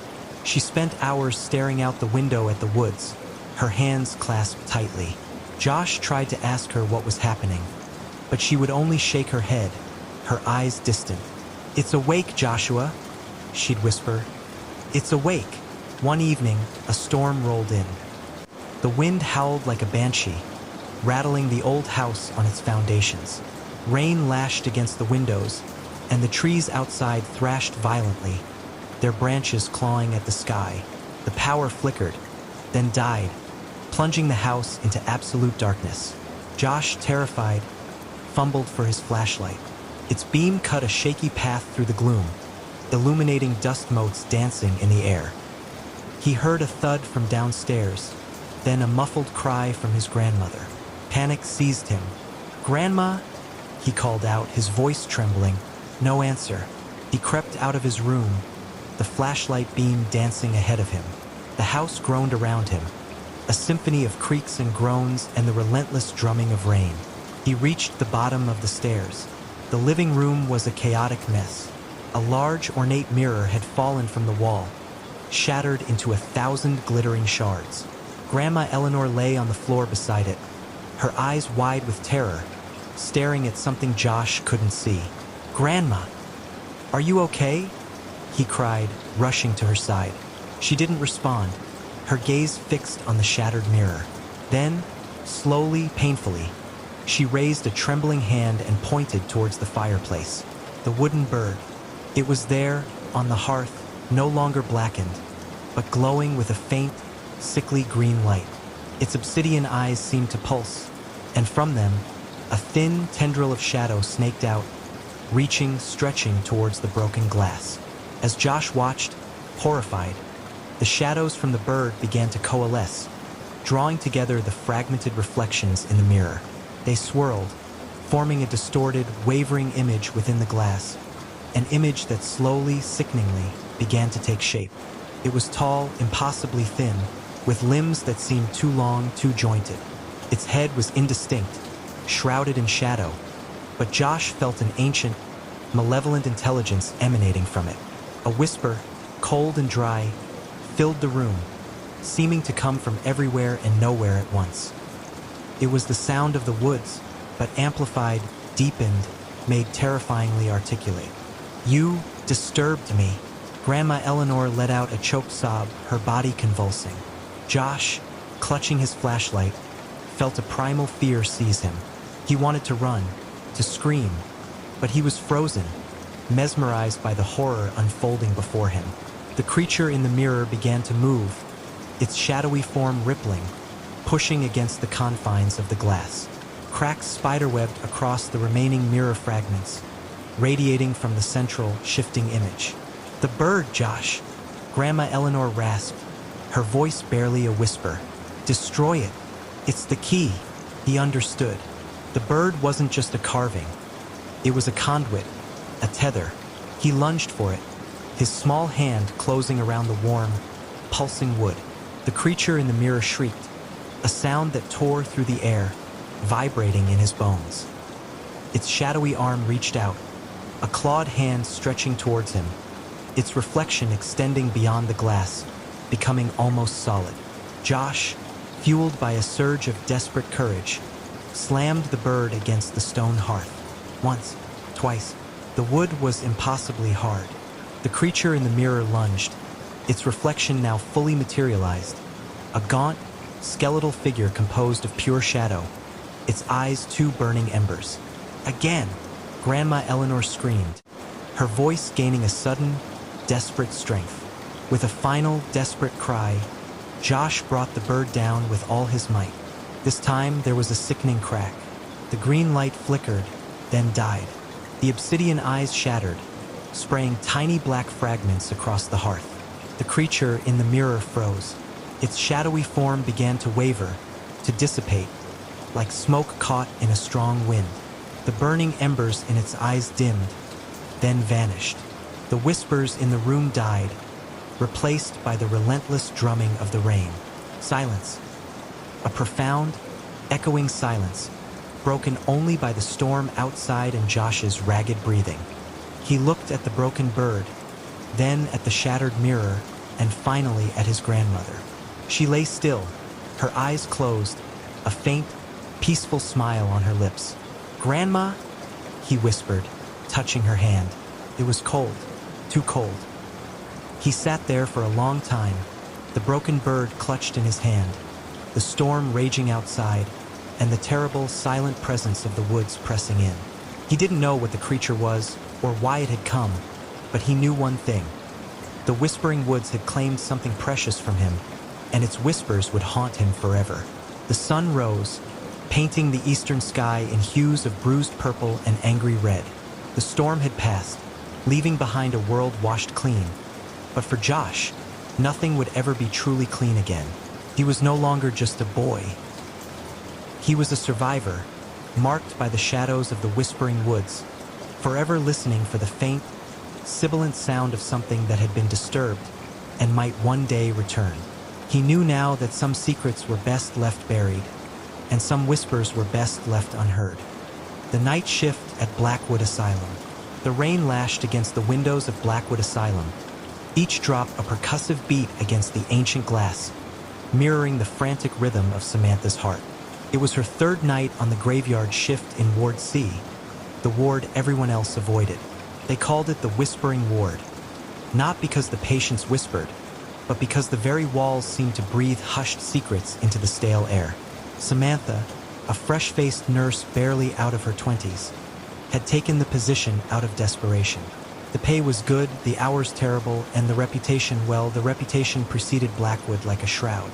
Built in the late 1800s, it had seen its share of horrors, and some said those horrors had never truly left. Tonight, the usual oppressive silence of the asylum felt heavier, thicker, almost tangible. The fluorescent lights in the long, echoing corridor flickered erratically, casting dancing shadows that stretched and contorted like ghoulish figures. Samantha clutched her clipboard tighter, her knuckles white. Her rounds were almost complete, just Mr. Abernathy in room 13 and Mrs. Gable in room 14. Mr. Abernathy was a quiet, almost catatonic man, admitted decades ago for an unspecified delusion. He rarely spoke, his eyes wide and unblinking, fixed on some unseen point beyond the walls of his room. Samantha pushed open his door, the hinges groaning in protest. The room was cold, despite the heating being on full blast. Mr. Abernathy lay perfectly still in his bed, a thin sheet pulled up to his chin. "Good evening, Mr. Abernathy," Samantha said, her voice a little too loud in the stillness. She checked his vitals, her fingers brushing his clammy wrist. His pulse was slow, steady, normal, yet a shiver traced its way down her spine. His eyes, usually vacant, seemed to follow her every move tonight. As she turned to leave, a low, guttural sound escaped his lips. Samantha froze. Mr. Abernathy never made a sound. She turned back slowly. "Mr. Abernathy? Are you all right?" His lips barely moved, but the words, raspy and dry, filled the small room. "She's here. She's come for me." Samantha's blood ran cold. "Who's here, Mr. Abernathy?" He didn't answer, his eyes now fixed on the corner of the room, wide with an unholy terror.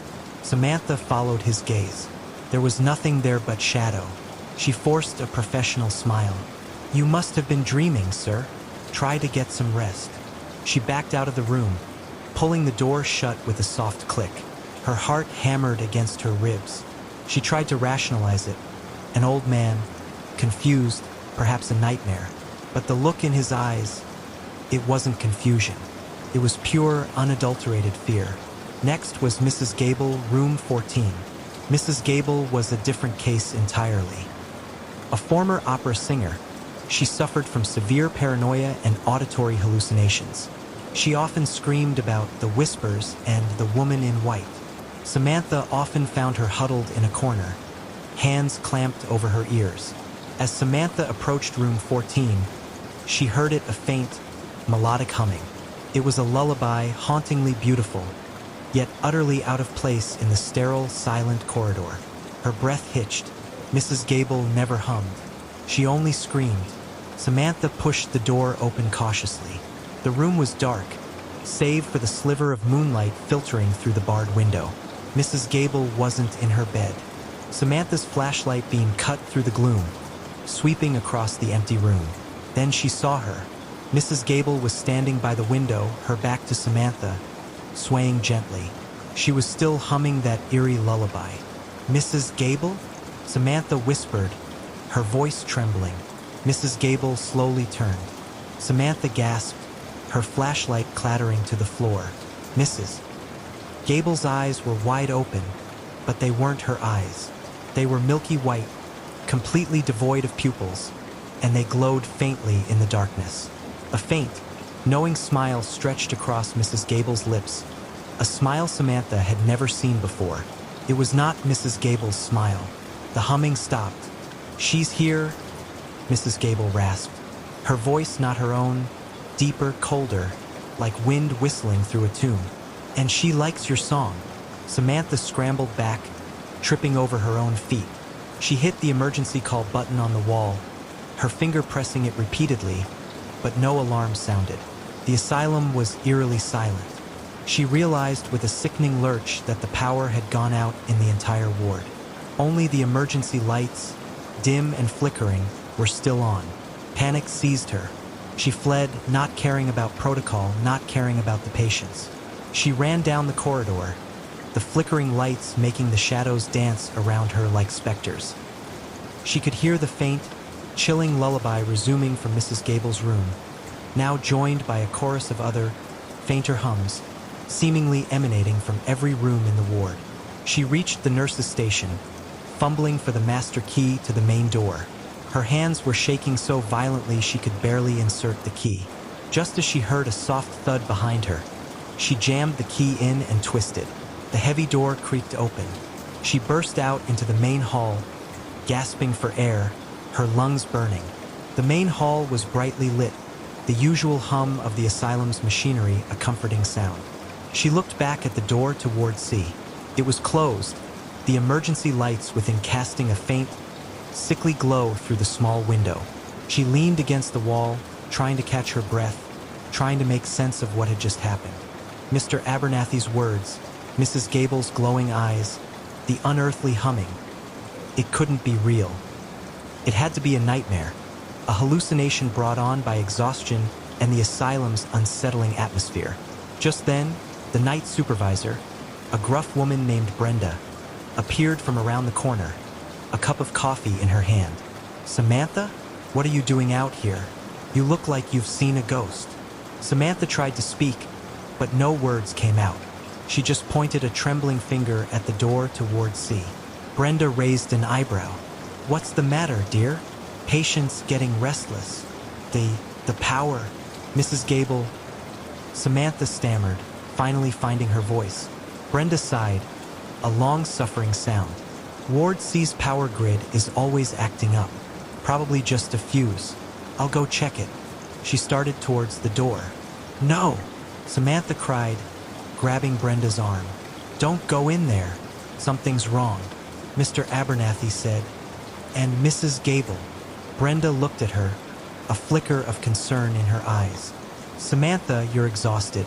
Go get some water. I'll handle Ward C." Before Samantha could protest further, Brenda pushed open the door and stepped into the darkness of Ward C. Samantha watched, her heart in her throat. The door swung shut behind Brenda with a soft thud. Samantha waited and waited. Minutes stretched into an eternity. The silence from Ward C was absolute, broken only by the distant hum of the asylum's ventilation system. No shouts, no alarms, no sounds of Brenda checking fuses. Just silence. A cold dread began to seep into Samantha's bones. She knew, with a certainty that chilled her to the core, that Brenda wasn't coming back out. She had to do something. She couldn't just leave Brenda in there. Taking a deep, shaky breath, Samantha forced herself to move. She approached the door to Ward C, her hand hovering over the cold metal handle. She could hear it again, faint at first, then growing louder, the haunting lullaby. It was coming from inside Ward C. And now it wasn't just humming. It was a chorus of voices, soft and ethereal, singing the lullaby in perfect, chilling harmony. Samantha pressed her ear against the door. The voices were closer now, just on the other side. She could make out individual notes, the rise and fall of the melody. And then she heard another sound, distinct from the singing. A soft, rhythmic scraping, like fingernails dragging across a rough surface. Her blood ran cold. She knew that sound. It was the sound of a patient being dragged across the floor. Suddenly, the singing stopped. The silence that followed was even more terrifying than the song. Samantha held her breath, her eyes wide with terror. Then, a single, clear voice spoke from inside Ward C, right on the other side of the door. It was Brenda's voice. Samantha. Brenda's voice was soft, almost a whisper. "Are you out there, dear?" Relief flooded through Samantha, so potent it almost made her weak at the knees. Brenda was alive. Brenda. "Yes, I'm here. Are you okay?" "What happened?" "I'm fine, dear," Brenda's voice replied, still soft, still a whisper, just a little disoriented. "Can you come in here for a moment? I need some help with something." Samantha hesitated. The voice was Brenda's, but there was something off about it. A strange, flat quality, devoid of her usual gruffness. And the way she asked for help, it felt like a trap. "What do you need help with, Brenda?" Samantha asked, trying to keep her voice steady, but a tremor betrayed her fear. "Just a little something. I found something interesting. Come see." Samantha's mind raced. What if Brenda was hurt? What if she was in danger? But what if it wasn't Brenda at all? She took another shaky breath and slowly, carefully, pushed the door open. The ward was still dark, illuminated only by the faint, flickering emergency lights. The air was thick with a cloying, sweet scent, like old flowers and something metallic. Samantha's eyes struggled to adjust to the gloom. "Brenda?" She called out, her voice barely a whisper. No answer. Samantha stepped inside, her hand still on the door, ready to bolt. She swept her flashlight beam around the corridor. The doors to the patient rooms were all ajar, casting long, black rectangles into the hall. "Brenda?" she called again, a little louder this time. A faint sound came from down the corridor, from the direction of Mr. Abernathy's room. A soft, wet thud. Samantha's heart pounded. She took a step forward, then another, her feet dragging. The air grew colder with each step. As she neared Mr. Abernathy's room, the sweet, metallic scent grew stronger, almost overpowering. She shone her flashlight into the room. Mr. Abernathy was gone. His bed was empty, the sheet tossed aside. Samantha's breath hitched. Where was he? She turned, her flashlight beam sweeping across the corridor. And then she saw it. At the very end of the corridor, near the exit to the main hall, stood a figure. It was tall and slender, draped in what looked like a long white gown. His back was to her. "Brenda!" Samantha whispered, her voice barely audible. The figure slowly turned. It wasn't Brenda. It was a woman. Her face was pale, almost translucent, her eyes wide and black, like bottomless pits. Her long, dark hair hung in tangled strands around her shoulders. She wore a tattered, blood-stained white gown that seemed to shimmer in the dim light. And in her arms, cradled like a child, was Mr. Abernathy. His eyes were wide open, milky white, just like Mrs. Gable's. A faint, knowing smile was on his lips.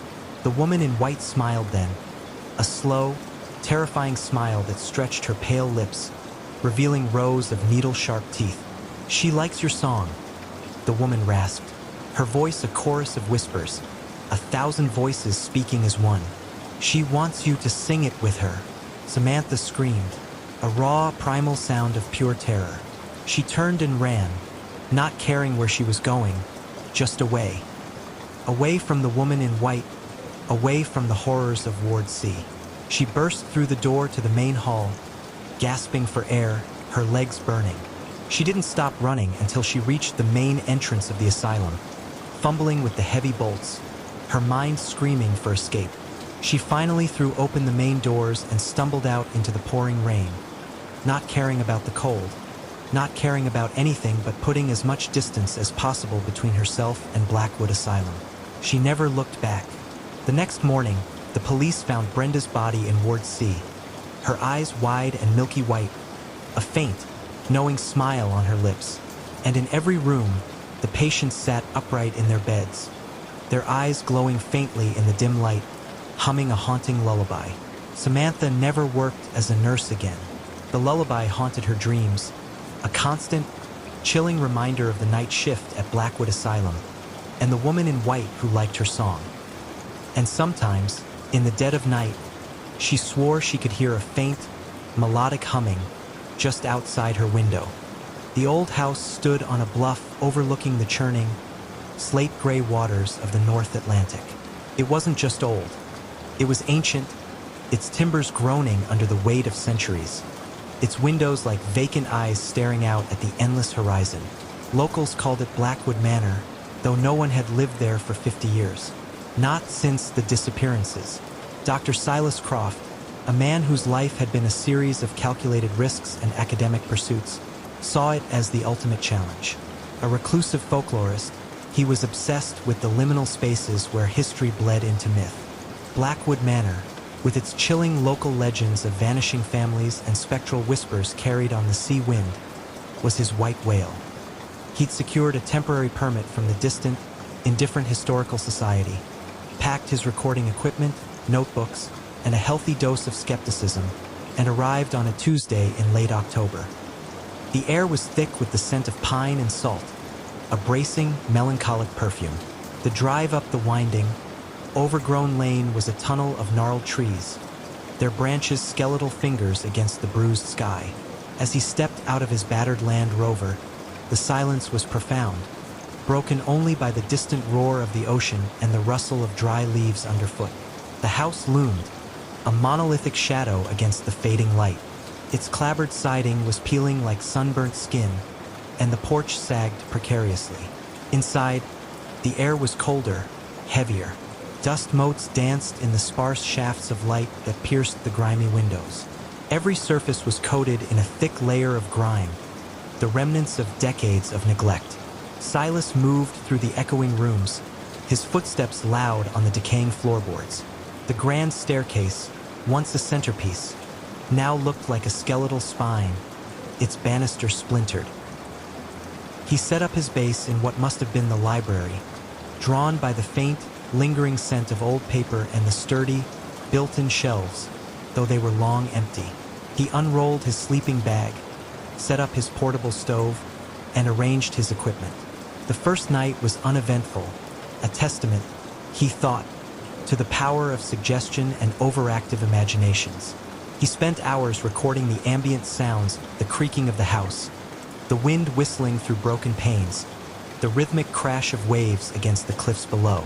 Nothing supernatural, yet on the third night it began, a faint, almost imperceptible whisper, like dry leaves skittering across a stone floor. It seemed to emanate from the walls themselves, a low, sibilant murmur that defied his attempts to pinpoint its source.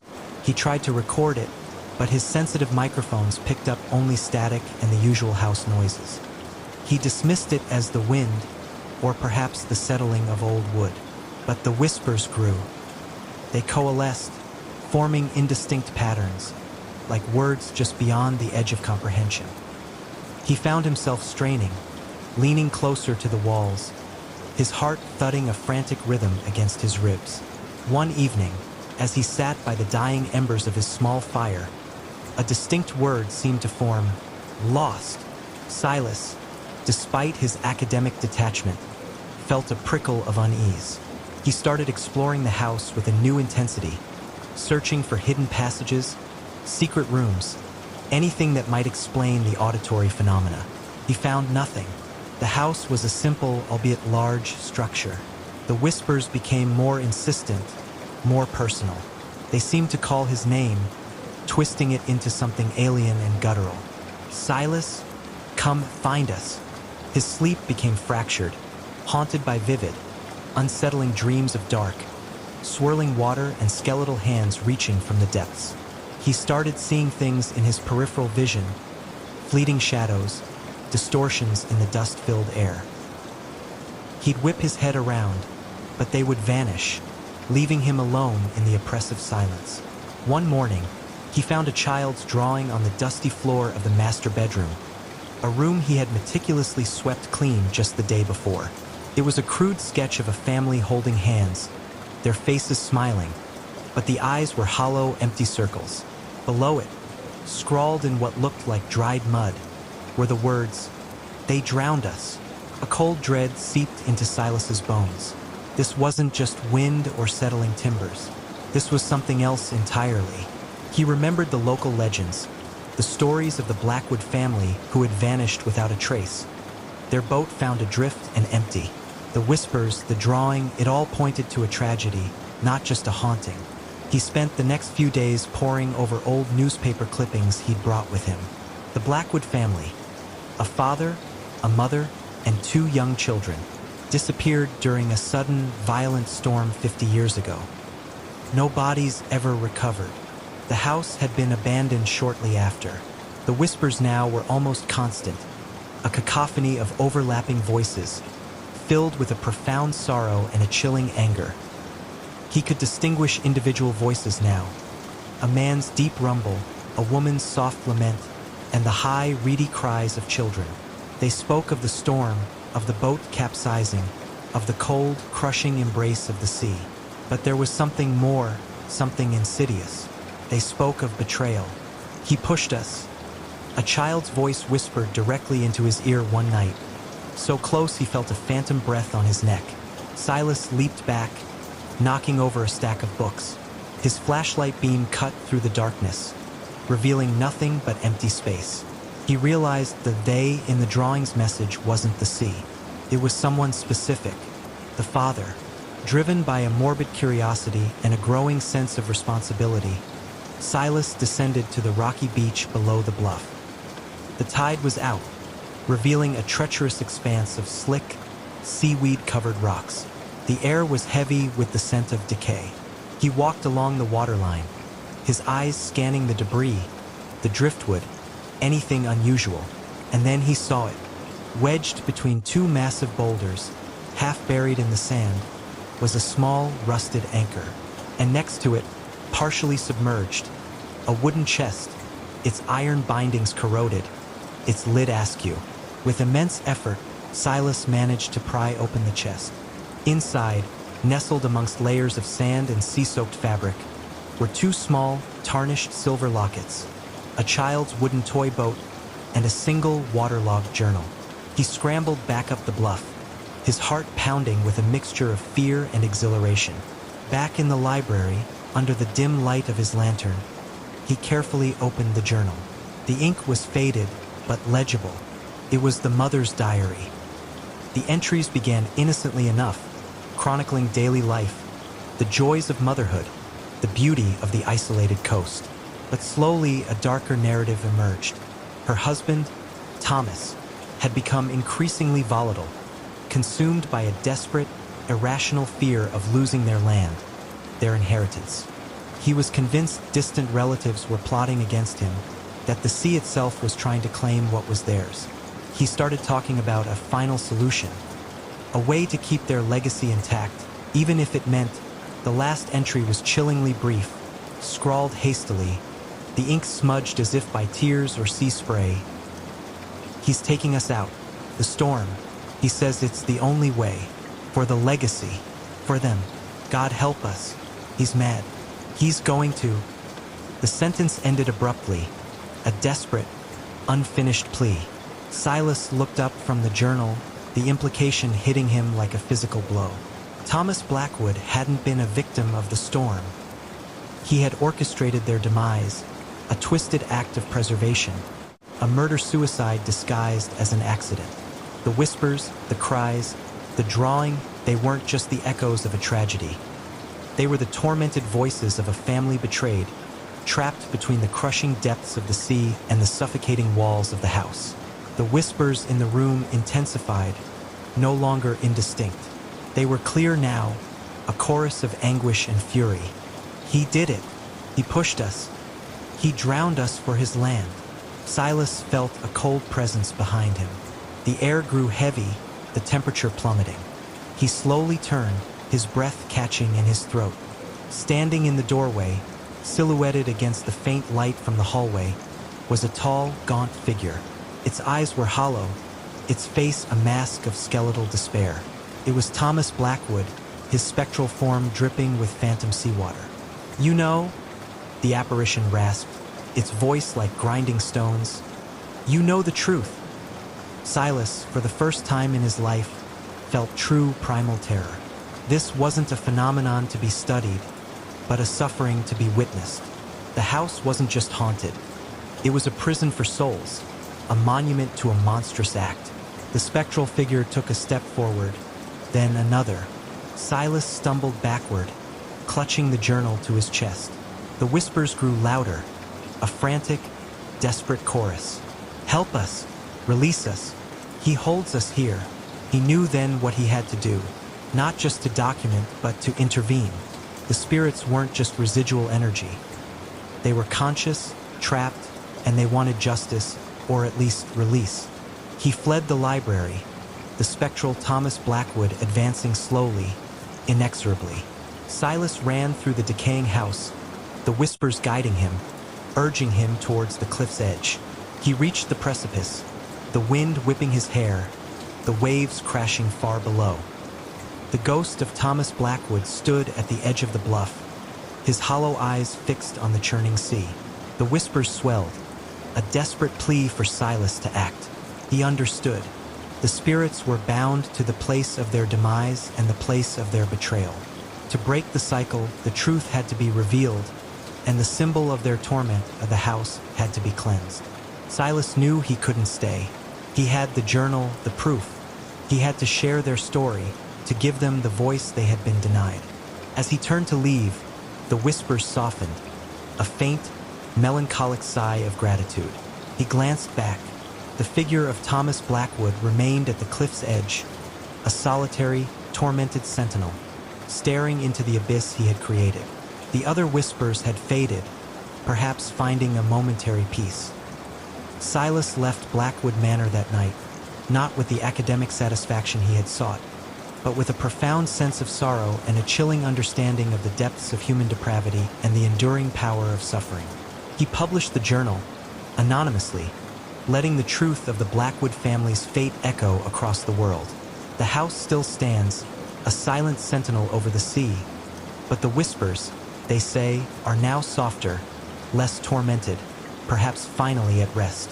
Or perhaps they are just waiting for the next curious soul to listen. The iron gates groaned, a sound like a dying beast, as they clanged shut behind them. Julian shivered, pulling his wife, Clara, closer. The air within the walls of Blackwood Asylum was thick with the scent of dust, decay, and something else, something metallic and faintly sweet, like old blood. "Are you sure about this, Julian?" Clara whispered, her voice barely audible above the rising wind that whistled through the broken windows of the main building. Her grip on his arm was tight, almost painful. Julian, a self-proclaimed urban explorer and a man who thrived on adrenaline, forced a confident smile. "It's the ultimate thrill, love. Blackwood's been abandoned for 50 years.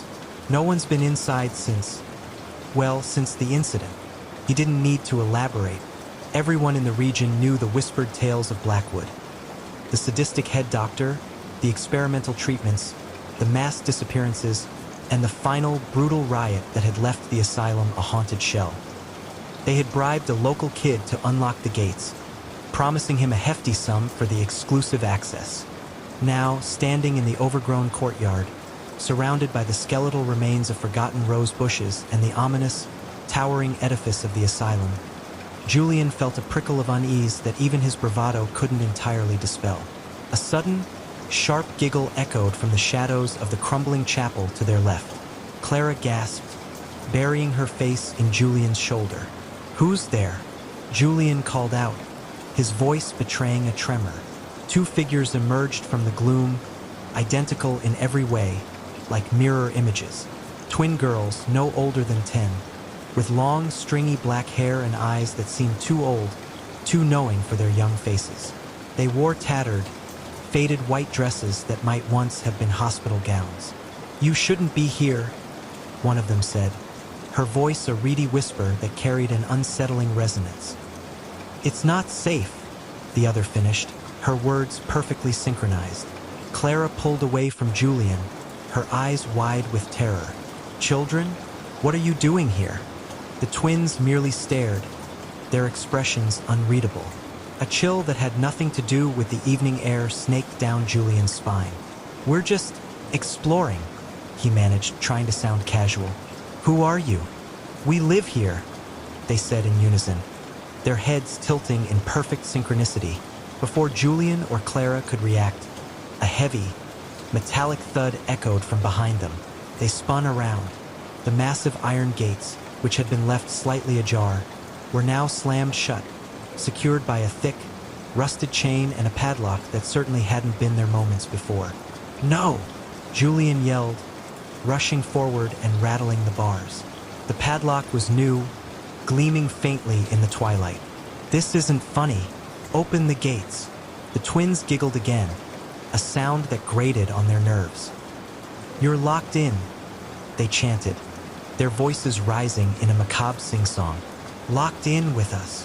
Panic began to claw at Clara. "Julian, what do we do? We have to get out." He tried to force open the gates, but they were unyielding. The padlock was solid.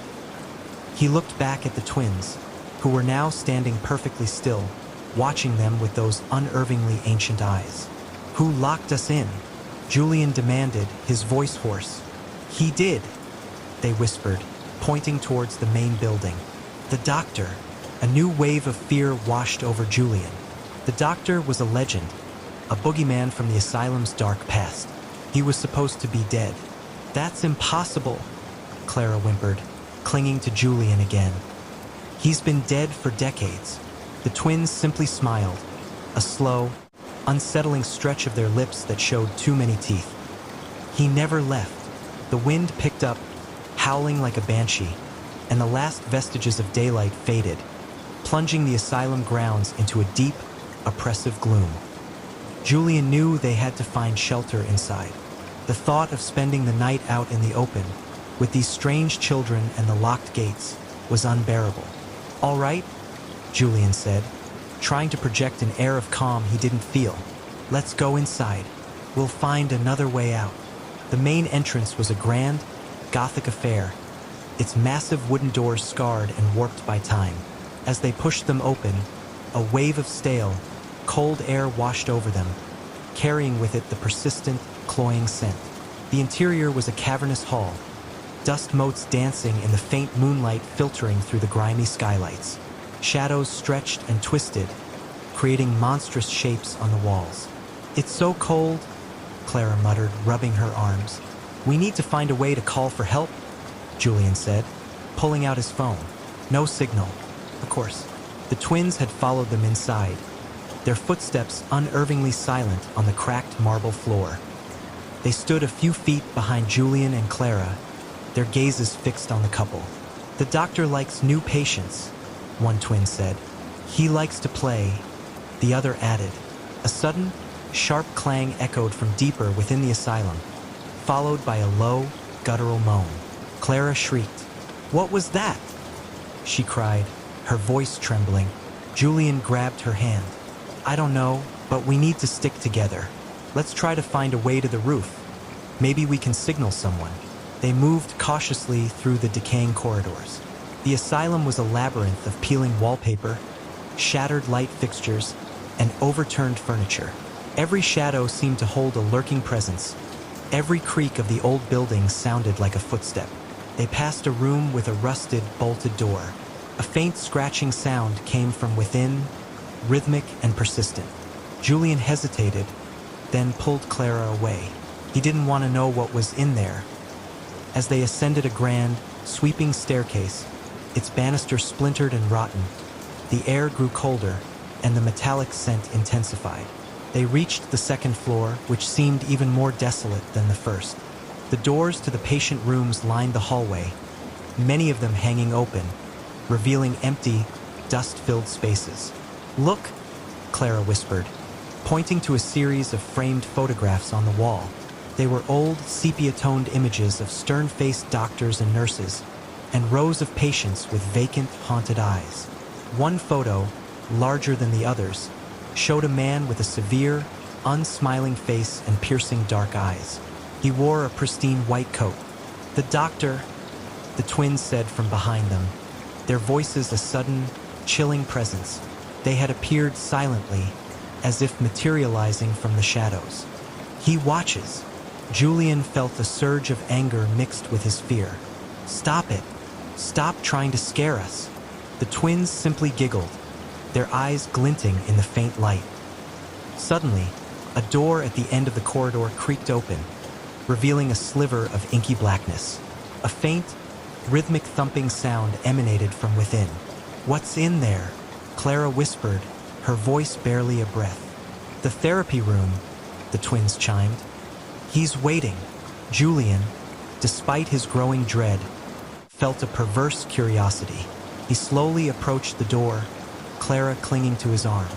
As he peered inside, the thumping grew louder, and he saw it. A single bare light bulb swinging slowly from the ceiling, casting grotesque, dancing shadows. In the center of the room was a worn, leather-strapped chair, and beside it, a collection of gleaming, wicked-looking surgical instruments laid out on a rusted trolley. A figure sat in the chair, its back to them. It was a man, dressed in a tattered, blood-stained white coat. His head was bowed, and the thumping sound seemed to come from his rhythmic, almost mechanical breathing. "Hello," Julian called out, his voice cracking. The figure slowly, agonizingly slowly, raised its head. Julian gasped. The face was a nightmare. Skeletal, with hollow eye sockets and a gaping maw where the nose should have been. But it was the eyes that truly froze him, two pinpricks of malevolent red light that seemed to bore into his very soul. "Welcome," a voice rasped, dry and brittle like dead leaves. It was the doctor. "My new patients." Clara screamed, a raw, primal sound of pure terror. She tried to bolt, but Julian held her fast, his own legs feeling like lead. The doctor slowly rose from the chair, his movements stiff and unnatural. He picked up a long, gleaming scalpel from the trolley. "We have to go," Julian yelled, pulling Clara back. They stumbled backwards, tripping over their own feet, the doctor advancing with an unnerving slowness. The twins, meanwhile, had positioned themselves at the entrance to the room, blocking their escape. Their smiles were wider now, almost predatory. "You can't leave," they sang. "Not until he's finished." Julian, fueled by a desperate surge of adrenaline, pushed Clara behind him. "Run, Clara! Go!" Clara, sobbing, tried to push past the twins, but they moved with surprising agility, blocking her path. The doctor was closer now, the scalpel glinting menacingly. Julian knew he had to create a distraction. He grabbed a heavy, rusted metal stand that had once held medical charts and hurled it at the doctor. It struck the figure in the chest with a clang, sending it stumbling back. "Now, Clara!" Julian roared. Clara, seeing an opening, darted past the momentarily stunned twins and fled down the corridor, her terrified sobs echoing in the silence. Julian, seeing her escape, turned to follow, but the doctor had recovered. With a speed that belied his withered appearance, he lunged, the scalpel flashing. Julian felt a searing pain in his arm as the blade grazed him. He cried out, stumbling, and the doctor was on him, a skeletal hand closing around his throat. The red eyes burned into his, and he felt a cold, suffocating dread. "You're mine," the doctor rasped, his voice a dry whisper of doom. Just as Julian felt consciousness slipping away, a loud crash echoed from below. The doctor paused, his grip loosening slightly, his head tilting as if listening. "The gates!" the twins shrieked, their voices filled with a sudden, uncharacteristic panic. "Someone's coming!" The doctor snarled, a sound of pure fury. He released Julian, who fell to the floor, gasping for breath, clutching his bleeding arm. The doctor turned and, with surprising speed, vanished back into the therapy room, the door slamming shut behind him.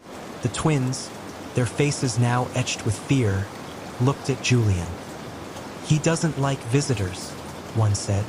"He'll be angry," the other finished. Footsteps pounded on the stairs, heavy and urgent. A moment later, a beam of light cut through the gloom, and a man's voice boomed, "Hello? Is anyone here?" It was the local sheriff, his flashlight sweeping the corridor. He spotted Julian on the floor, bleeding, and Clara huddled in a corner, sobbing hysterically. "My God!" the sheriff exclaimed, rushing forward. "What happened here?" Julian, still disoriented, pointed weakly towards the therapy room. "The doctor, he's in there." The sheriff, a burly man named Miller, looked at the closed door, then back at Julian, a skeptical frown on his face. "The doctor? Son, that's just a local legend. No one's been in this place for 50 years. He then noticed the twins, standing silently in the shadows. "And who are these two?" Julian tried to explain, but his words came out in a jumble. Clara, though still shaken, managed to articulate their ordeal. Sheriff Miller listened, his expression shifting from skepticism to concern, as he saw the genuine terror in their eyes and Julian's bleeding arm. He cautiously approached the therapy room door. "Is anyone in there?" he called out. No response.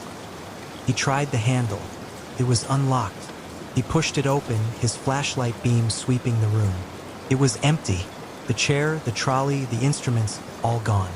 The light bulb still swung, but the rhythmic thumping had ceased. Julian stared, disbelieving. But he was just here. The scalpel, everything. Sheriff Miller shook his head. "Son, this place is old and creepy. You probably just got spooked. And that cut on your arm looks like you scraped it on something." He examined the door frame. "Looks like some fresh splinters here. Maybe you ran into it in the dark." He looked at the twins. "Girls, where are your parents? You shouldn't be here. This place is dangerous." The twins looked at each other, then back at the sheriff, their faces now innocent, almost angelic. "We don't have parents," one said softly. "We just live here." The other added, their voices sweet and childlike. Sheriff Miller sighed, clearly exasperated but also sympathetic to the seemingly lost children. "All right, let's get you two out of here, and you can tell me where you live. And you too," he said, turning to Julian and Clara. "You're coming with me to the station. We need to get that arm looked at, and you can give me a full statement." As they walked out of the asylum, the first rays of dawn were breaking, painting the sky in hues of orange and pink. The iron gates were wide open, the new padlock nowhere to be seen. Julian looked back at the main building, its windows like vacant eyes staring out at the world. He could have sworn he saw a faint, red glow from one of the upper windows. The twins walked ahead with Sheriff Miller, holding his hands, their small figures almost swallowed by the vastness of the courtyard. Just before they reached the gate, they turned and looked back at Julian and Clara. Their faces were no longer innocent. Their smiles were wide, showing too many teeth, and their eyes held that ancient, knowing malevolence. "He'll be waiting," they whispered, their voices carried on the morning breeze. A chilling promise that echoed in Julian's mind long after they had left Blackwood Asylum behind. Clara never fully recovered from the ordeal. The nightmares were constant, filled with the doctor's skeletal face and the twins' unsettling smiles. She refused to speak of the asylum, recoiling at any mention of it. Julian, too, was changed.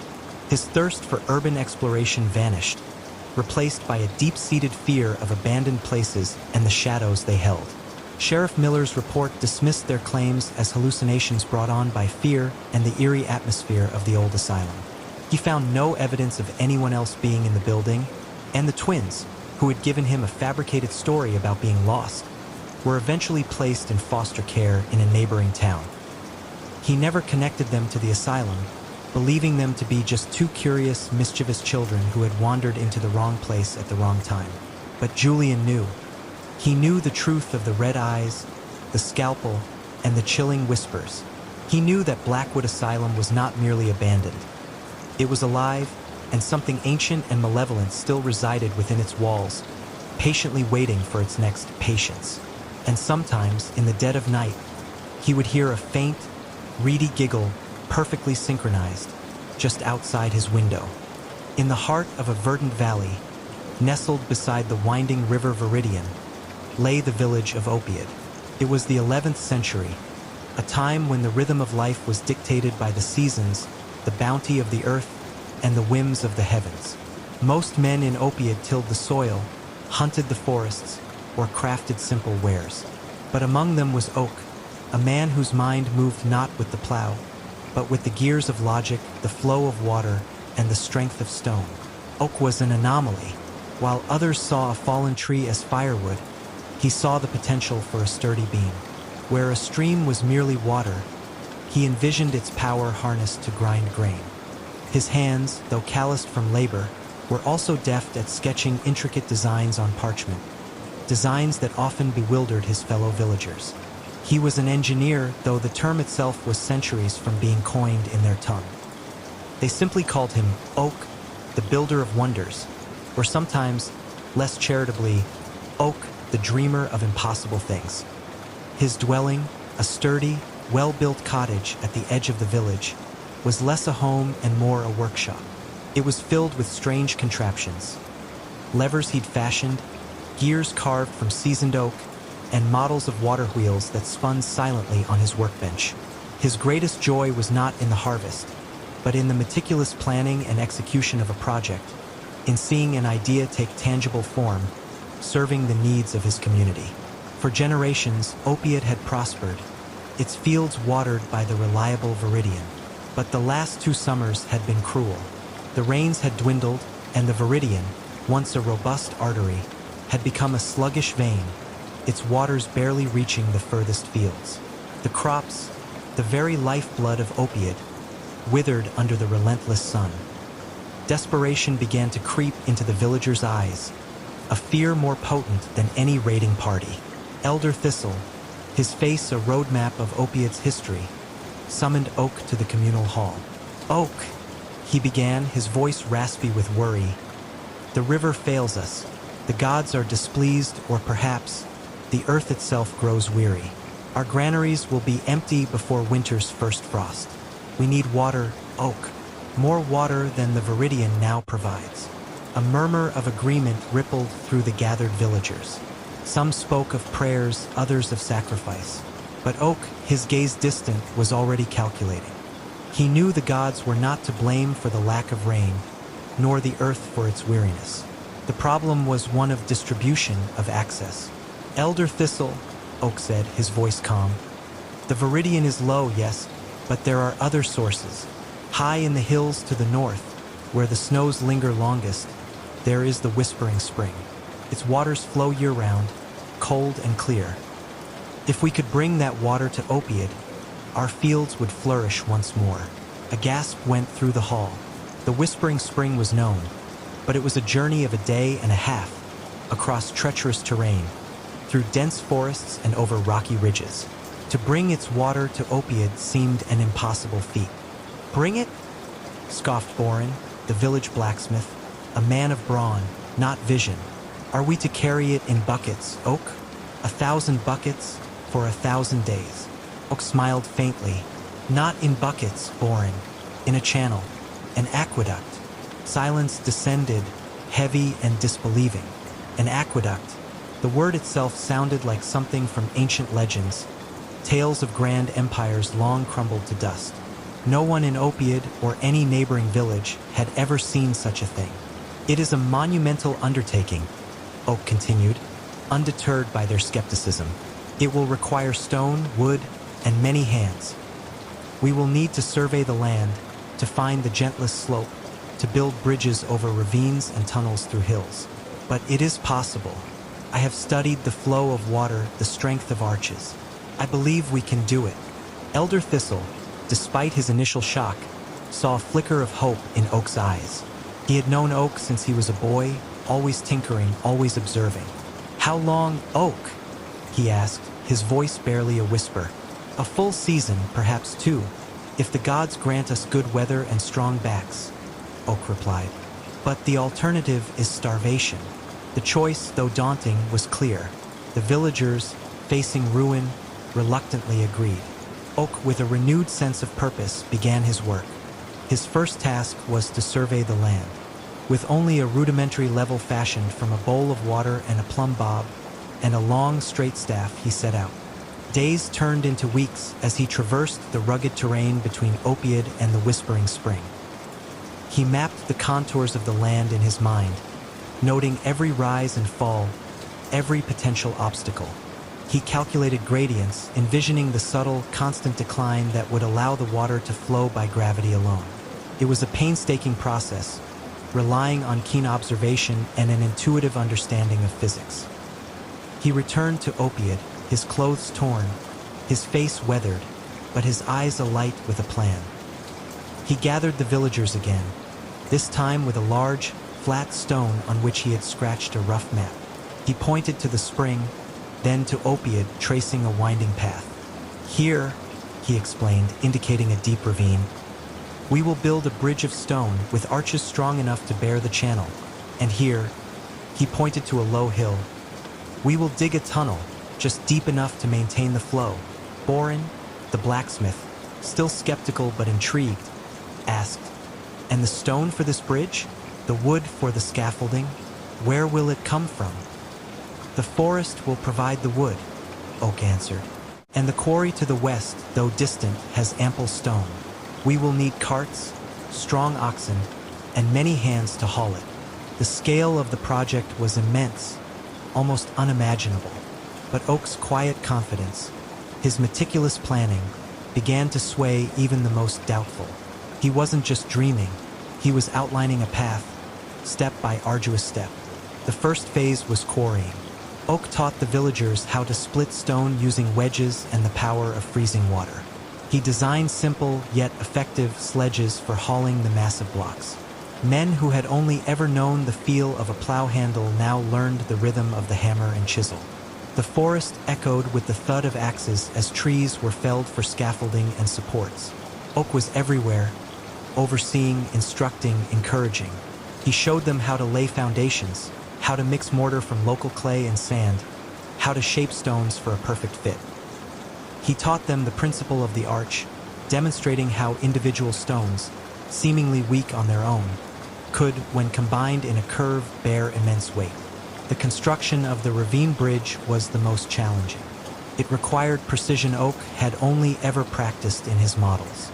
He devised a system of ropes and pulleys, using the leverage of tall trees to hoist the heavy stones into place. Days were long, filled with the grunts of straining men, the clang of tools, and Oak's calm, steady instructions. There were setbacks, of course. A poorly placed stone would shift, a section of scaffolding would creak ominously, sending hearts into throats. But Oak, unflappable, would assess the problem, devise a solution, and urge them onward.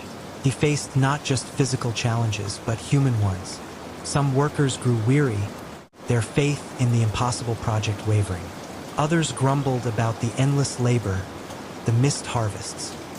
Oak addressed their concerns with patience, reminding them of the alternative, of the parched earth and empty stomachs. He shared his vision, painting a picture of Opiid flourishing again, its fields green, its granaries full.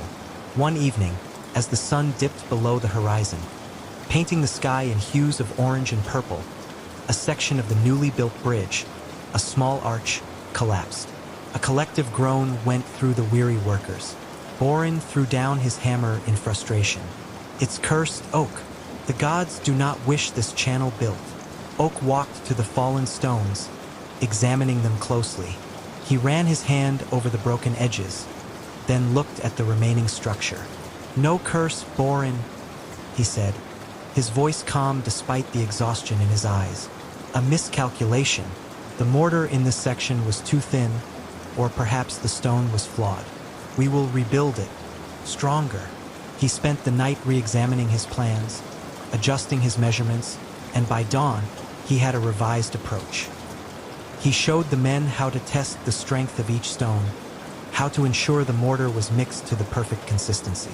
Slowly, painstakingly, they rebuilt the collapsed section, and this time it held. The incident, though a setback, ultimately strengthened their resolve and their trust in Oak's methods. The tunnel through the hill was another formidable task. Oak designed a system of bracing with timber to prevent collapses as they dug. He taught them how to use fire and water to crack stubborn rock, and how to remove the loosened debris. The work was claustrophobic and dangerous, but the thought of the water, flowing freely, pushed them forward. As the second season of construction began, the drought worsened. The Viridian was now little more than a trickle, a muddy ditch where fish lay gasping. The villagers watched the progress of the aqueduct with a desperate hope. Every stone laid, every foot of channel dug, was a promise of survival.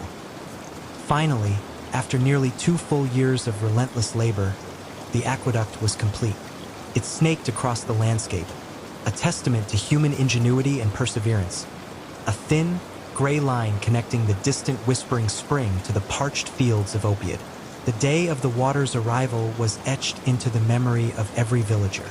Oak stood at the head of the channel, high up near the spring, with Elder Thistle and a few of the most dedicated workers. The channel had been cleaned, its path cleared of any debris. With a deep breath, Oak gave the signal. Slowly, carefully, they removed the final barrier, a temporary dam of earth and stone that had held back the spring's flow. A hush fell over the small group. Then, a faint gurgle, growing louder, as the clear, cold water of the whispering spring began its journey. It flowed, tentatively at first, then with increasing confidence, down the channel Oak had designed, over the bridge he had built, and through the tunnel he had dug. Word spread like wildfire through Opiate. Villagers rushed to the edge of their fields, their eyes wide with anticipation. And then they saw it, a shimmering ribbon of water, catching the morning sun, flowing steadily towards them. A cheer erupted, a joyous, tearful sound that echoed through the valley. Children splashed in the cool water as it filled the irrigation ditches, their laughter a melody Opiate had not heard in too long. The fields, once brown and brittle, slowly began to drink. Within days, a faint green blush appeared, a promise of life renewed. The granaries, which had seemed destined for emptiness, would now be filled. Oak, standing by the newly flowing channel, felt a profound sense of satisfaction. It wasn't the cheers or the accolades that moved him most, but the sight of the water itself, fulfilling its purpose, bringing life to the land. He had taken an idea, a dream, and made it real using the principles of the earth itself. His reputation spread far beyond Opiate. Travelers spoke of the water miracle of Opiate, and soon other villages, facing their own challenges, sought his counsel. He helped them build better mills, design more efficient plows, and construct sturdier homes. He was no longer just Oak, the builder of wonders, but Oak, the engineer, a man who understood the hidden language of the world and could translate it into solutions for the common good. Opiate prospered, its fields bountiful, its people thriving. The aqueduct, a marvel of 11th century engineering, stood as a silent monument to Oak's vision and the collective effort of a desperate village. And Oak, in his quiet workshop, continued to dream of impossible things, knowing that with enough thought, enough effort, and a deep understanding of the world's mechanics, even the most impossible dreams could be made real. He had not just built a channel for water, he had built a channel for hope, for progress, for the future of Opiate. The old house stood sentinel on the cliff's edge, a skeletal finger against the bruised sky. It was a place of whispers and forgotten dreams, a fitting cage for the three of them. Alara, the eldest by a mere 3 minutes, traced the condensation on her bedroom window, the chill seeping into her fingertips. Outside, the Atlantic gnawed at the rocks below, a relentless, hungry sound that mirrored the gnawing in her own gut. She was the anchor, or at least she tried to be, responsible, pragmatic, burdened by a maturity that felt less like a gift and more like a curse. Her sisters, Lyra and Serena, were hurricanes in human form, each in their own destructive way. Lyra, with her fiery red hair and quick temper, was a storm of raw emotion, her anger a palpable thing that could scorch a room. Serena, the youngest, was a different kind of tempest, silent, brooding, her turmoil a deep, murky pool that threatened to drown them all. Their parents, weary of the constant bickering, the slammed doors, the accusations that hung in the air like stale smoke, had decreed this summer retreat. A chance to reconnect. Their mother had chirped, oblivious to the chasm that had opened between them. To remember your sisters. Alara scoffed softly. They remembered. They just wished they could forget. The source of their current, most venomous discord was, as always, a boy. Liam. He had been Lyra's, a fleeting summer romance that had burned bright and then, predictably, fizzled. But then he had turned his attention to Serena, drawn by her enigmatic silence, her dark, watchful eyes. And Serena, in a rare act of open rebellion, had reciprocated. The betrayal had festered, turning Lyra's usual outbursts into volcanic eruptions, and Serena's quietude into an impenetrable fortress. Alara, caught in the middle, felt like a referee in a match where no one wanted to play fair. A faint creak echoed from the hallway, pulling Alara from her thoughts. It was past midnight. Lyra was likely still awake, stewing in her resentment, or perhaps scrolling through old photos of Liam, meticulously deleting them one by one. Serena, on the other hand, was probably reading, a thick, leather-bound book clutched in her hands, her face illuminated by the glow of a bedside lamp, lost in worlds far away from their fractured reality. Alara sighed, pushing away from the window. The house itself seemed to breathe around them, a living entity of old wood and settling dust. It had belonged to their eccentric great-aunt, a woman rumored to have dabbled in the occult, her life shrouded in whispers of strange rituals and unsettling collections. The air here was heavy, thick with the scent of salt and something else, something ancient and metallic, like old blood. She walked to her dresser, her reflection staring back at her from the antique mirror. 3 faces, identical yet distinct. Her own, tired eyes and a furrowed brow. But for a fleeting second, the image rippled, and she saw Lyra's furious scowl superimposed on her own. Then Serena's vacant, distant stare. It was gone as quickly as it came, a trick of the dim light, she told herself. Just her mind playing games. But a cold knot of dread tightened in her stomach. The next morning, the tension was a physical presence at the breakfast table, thicker than the clotted cream their mother had insisted on serving with the scones.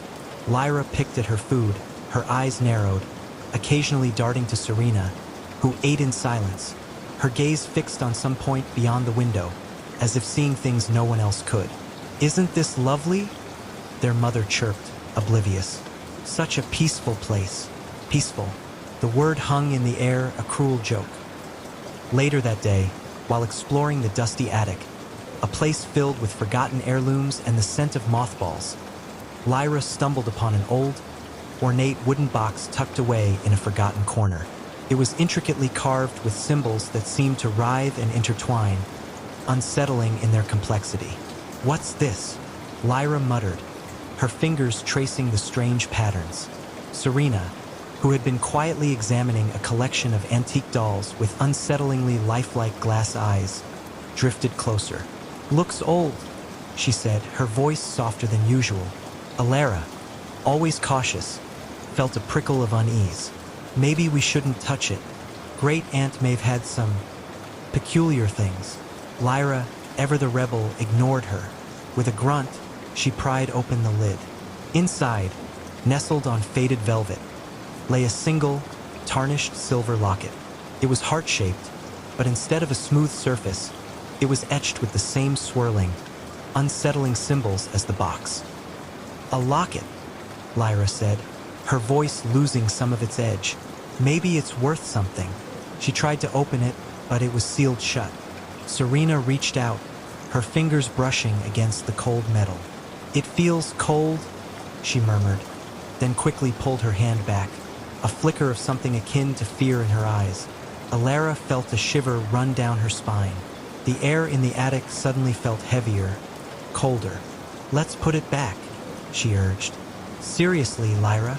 But Lyra, captivated by the object, had already slipped the chain around her neck. "Finders keepers," she declared, a defiant glint in her eye. "Maybe it'll bring me luck." That night, the disturbances began. It started subtly, a whisper in the dark that wasn't the wind, a shadow that moved when no one was there. A faint, melancholic tune played on the old, out-of-tune piano in the drawing room, even though no one was near it. Elara dismissed them as the creaks and groans of an old house. Lyra, surprisingly, seemed unaffected, perhaps too consumed by her own inner turmoil to notice the external ones. But Serena noticed everything. Her eyes, already wide, grew even wider, darting into corners, listening to sounds only she seemed to hear. One evening, Elara found Serena sitting by the window in their shared bedroom, staring out into the moonlit garden. Her face was pale, and her hands were clasped tightly in her lap. "What's wrong, Rena?" Elara asked, using the old nickname. Serena turned, her eyes hollow. "The shadows," she whispered. "They're moving, and the whispers, they're getting louder." Elara tried to reassure her. "It's just the house, love. It's old." "No," Serena insisted, her voice barely audible. "It's not just the house. Something else. It wants something." Elara felt a chill that had nothing to do with the night air. Serena had always been sensitive, prone to vivid dreams and a heightened perception of things. But this was different. This was fear, raw and unadulterated. The next morning, Lyra woke up with a strange rash blossoming on her neck, precisely where the locket rested. It was an angry red, and it seemed to pulse faintly. "What is this?"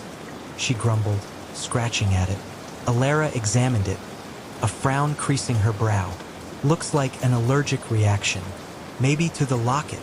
Lyra scoffed. "Don't be ridiculous. It's just some old silver." She tried to take it off, but the clasp seemed to have fused. It wouldn't budge.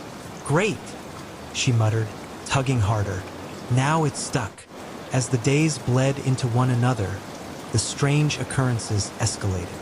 Objects moved on their own. Doors slammed shut with no breeze. The air grew colder in certain rooms, so cold that their breath plumed in front of them. And the whispers, they were no longer faint. They were distinct, fragmented words, carried on the air, always just beyond comprehension. One night, Elara was woken by a blood-curdling scream. It was Lyra. She rushed into her sister's room, her heart pounding. Lyra was huddled in a corner, trembling, her face ashen. "What happened?" Elara demanded, flicking on the light. Lyra pointed a shaking finger at the wall.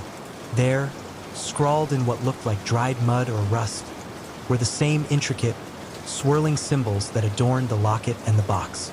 "It was on the ceiling," Lyra choked out, tears streaming down her face. "And then it moved, like it was alive." Elara stared at the symbols, a cold dread seeping into her bones. They were identical, and they hadn't been there before. Serena, who had also been woken by the scream, stood in the doorway, her eyes fixed on the symbols, a strange, almost knowing look on her face. "It's angry," Serena whispered, her voice devoid of emotion. "It wants its property back." Lyra, still shaking, finally managed to pry the locket from her neck. The rash had spread, and the skin beneath the silver was raw and inflamed.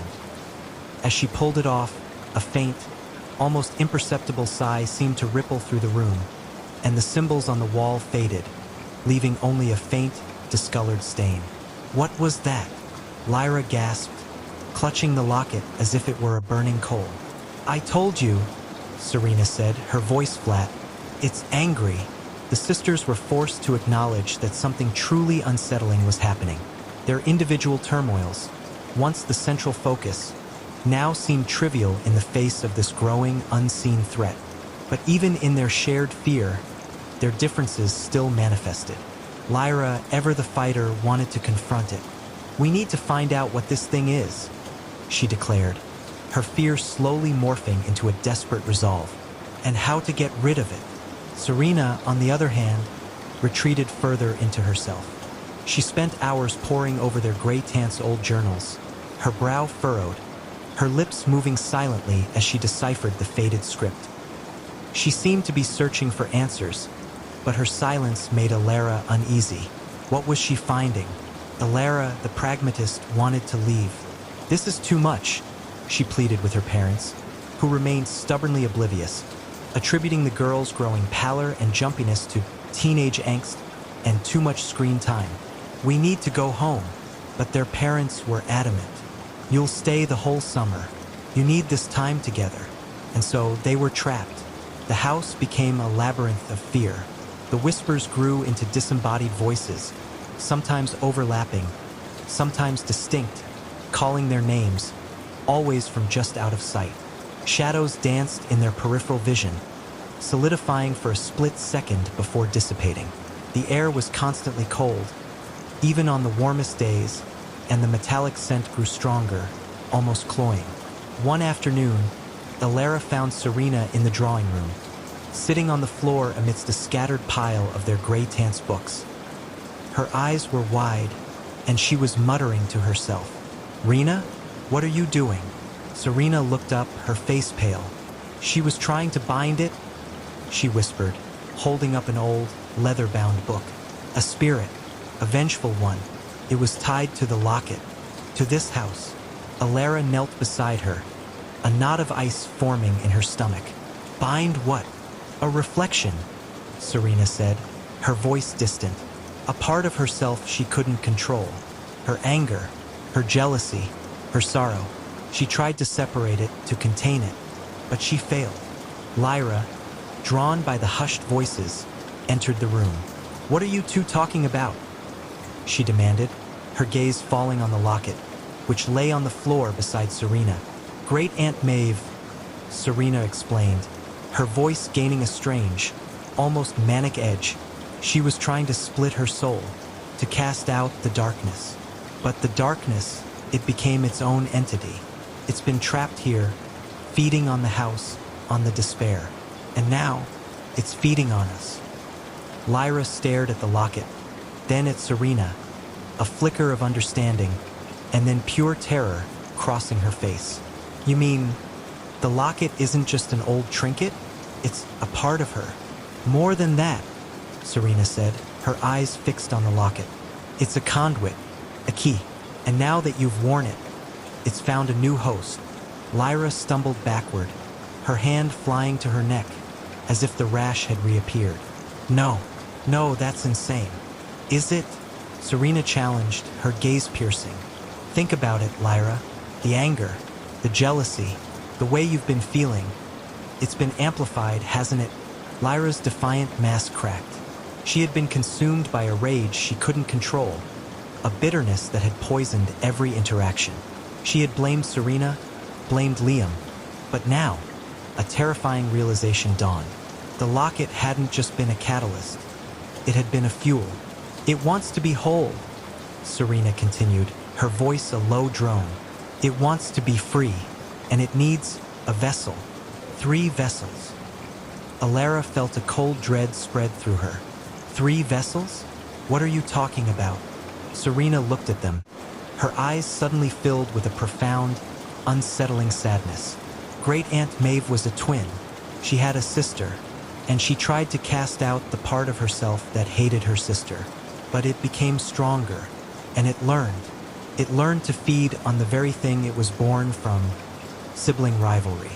Turmoil, the truth, horrifying and undeniable, settled upon them. Their constant bickering, their resentment, their jealousy. It wasn't just typical teenage drama. It was sustenance. They had been feeding the entity, unknowingly, with every harsh word, every slammed door, every bitter glance. "It needs us to be divided," Serena continued, her voice barely a whisper. "The more we fight, the stronger it gets, and it wants to merge with us, all 3 of us, to become whole again, but with our combined energies." A chilling thought struck Alara. Why 3? Great Aunt Maeve only had 1 sister. Serena's gaze was distant, as if she were seeing something far beyond the room. Because we are three reflections of a single soul, fractured by discord. It sees us as a perfect opportunity, a trinity of turmoil. The house groaned around them, a deep, resonant sound that vibrated through the floorboards. The air grew impossibly cold, and the metallic scent intensified, now mixed with something else, something sickly sweet, like decaying flowers. Lyra, for the first time, seemed truly terrified, stripped of her usual bravado. "What do we do?" she whispered, her voice small. Serena picked up the locket, turning it over in her hands. "The journals say it can be bound, but it requires unity, a complete absence of discord, and a sacrifice." Alara's blood ran cold. Sacrifice? What kind of sacrifice? Serena looked at them, her eyes filled with a desperate resolve. "The sacrifice of our division. We have to truly forgive each other. We have to be whole as sisters, and then we have to sever the connection. Permanently." The entity, sensing their dawning understanding, seemed to lash out. The lights flickered violently. A heavy chandelier above them swayed precariously. A gust of icy wind swept through the room, though all the windows were closed. "It knows," Lyra gasped. "It doesn't want us to unite." "Then we have to do it now," Alara said, her voice firm despite the tremor in her hands. The thought of leaving, of escaping, had vanished. Now only one thing mattered: survival. Their survival. But how could they, who had been locked in a bitter war for so long, suddenly achieve unity? The anger between Lyra and Serena was a deep, festering wound. Alara herself harbored a quiet resentment for the burden of being the peacemaker, the one who always had to hold them together. "Lyra," Serena began, her voice trembling slightly. I'm sorry. About Liam. I never meant to hurt you. I don't know why I did it." Her eyes welled up with tears, a rare display of vulnerability. Lyra stared at her, her face a mask of conflicting emotions: anger, hurt, but also a flicker of surprise at Serena's raw apology. The locket, still in Serena's hand, seemed to pulse faintly. I was so angry," Lyra admitted, her voice hoarse. "I hated you. I don't know if I can forgive you."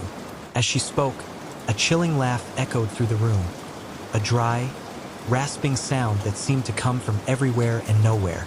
The chandelier swung more violently, and cracks began to spiderweb across the ceiling. "It's feeding on your anger, Lyra," Alara cried, grabbing her sister's arm. "You have to let it go." Lyra squeezed her eyes shut, a battle raging within her. The anger was a comfort, a familiar shield against the pain. But the fear, the raw, primal fear, was stronger. She looked at Serena, her twin, her other half, and saw not a betrayer, but a terrified girl, just like herself. I forgive you, Rena," Lyra choked out, the words tearing from her throat. "I forgive you." As the words left her lips, the chilling laugh faltered, replaced by a frustrated shriek that seemed to tear at the very fabric of the house. The cracks in the ceiling stopped spreading. The cold receded slightly. "Now you, Alara," Serena said, her eyes fixed on her eldest sister. "You resent us, for always being in the middle, for having to fix our messes." Alara flinched. It was true. She had buried that resentment deep, pretending it wasn't there. But Serena, with her uncanny perception, had seen it. I do," Alara admitted, the words tasting bitter on her tongue. "I'm tired of it. I'm tired of always being the strong one, the one who has to hold everything together." The entity responded with a low growl, a sound that vibrated through their bones. The metallic scent intensified, now almost overwhelming. "But I love you both," Alara continued, her voice rising above the growl. "More than anything, and I'm sorry for letting that resentment fester. I forgive myself for it, and I forgive you both for being you." As Alara spoke, the growl turned into a desperate, frustrated wail.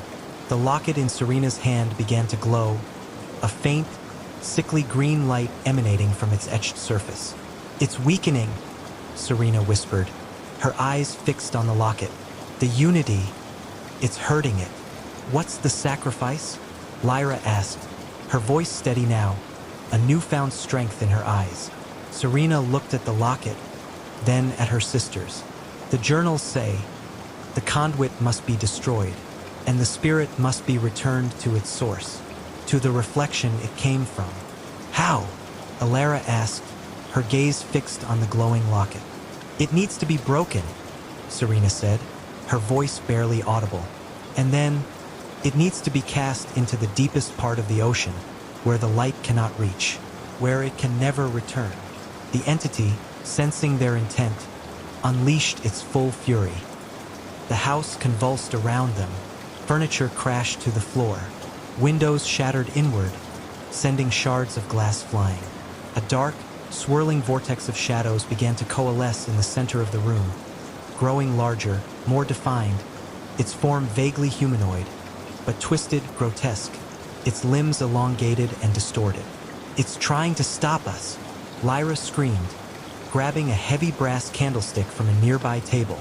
"We have to do it now," Alara yelled, her eyes fixed on the monstrous shadow. Serena, her face a mask of grim determination, held the glowing locket aloft. "We have to break it together, all three of us, our combined will." They gathered around Serena, their hands trembling, but their eyes resolute. Alara placed her hand over Serena's, and Lyra placed hers over Alara's, their fingers intertwining, a silent pact of unity. The locket pulsed brighter, the green light intensifying, illuminating their terrified but determined faces. "Now!" Serena cried. With a combined effort, they brought their clasped hands down, slamming the locket onto the hard wooden floor. A deafening crack echoed through the room. The locket shattered, splintering into 3 distinct pieces, each piece glowing with a dying green light. As the locket broke, the shadow entity in the center of the room let out a horrific, ear-splitting shriek, a sound of pure agony, and the research outpost, nestled deep within the impenetrable canopy of the Viridian jungle, was a monument to human ambition and scientific hubris. Dr. Eris Thorne, a primatologist whose reputation bordered on legendary, had dedicated his life to understanding the great apes. His current obsession was the elusive shadow apes, a species rumored to possess intelligence far beyond any known primate, their existence confined to the darkest, most isolated pockets of the jungle. For 6 months, Thorne and his small team, the pragmatic botanist, Dr. Lena Petrova, the quiet, observant field assistant, Ben Carter, and the perpetually nervous communications specialist, Sarah Jenkins, had been tracking them.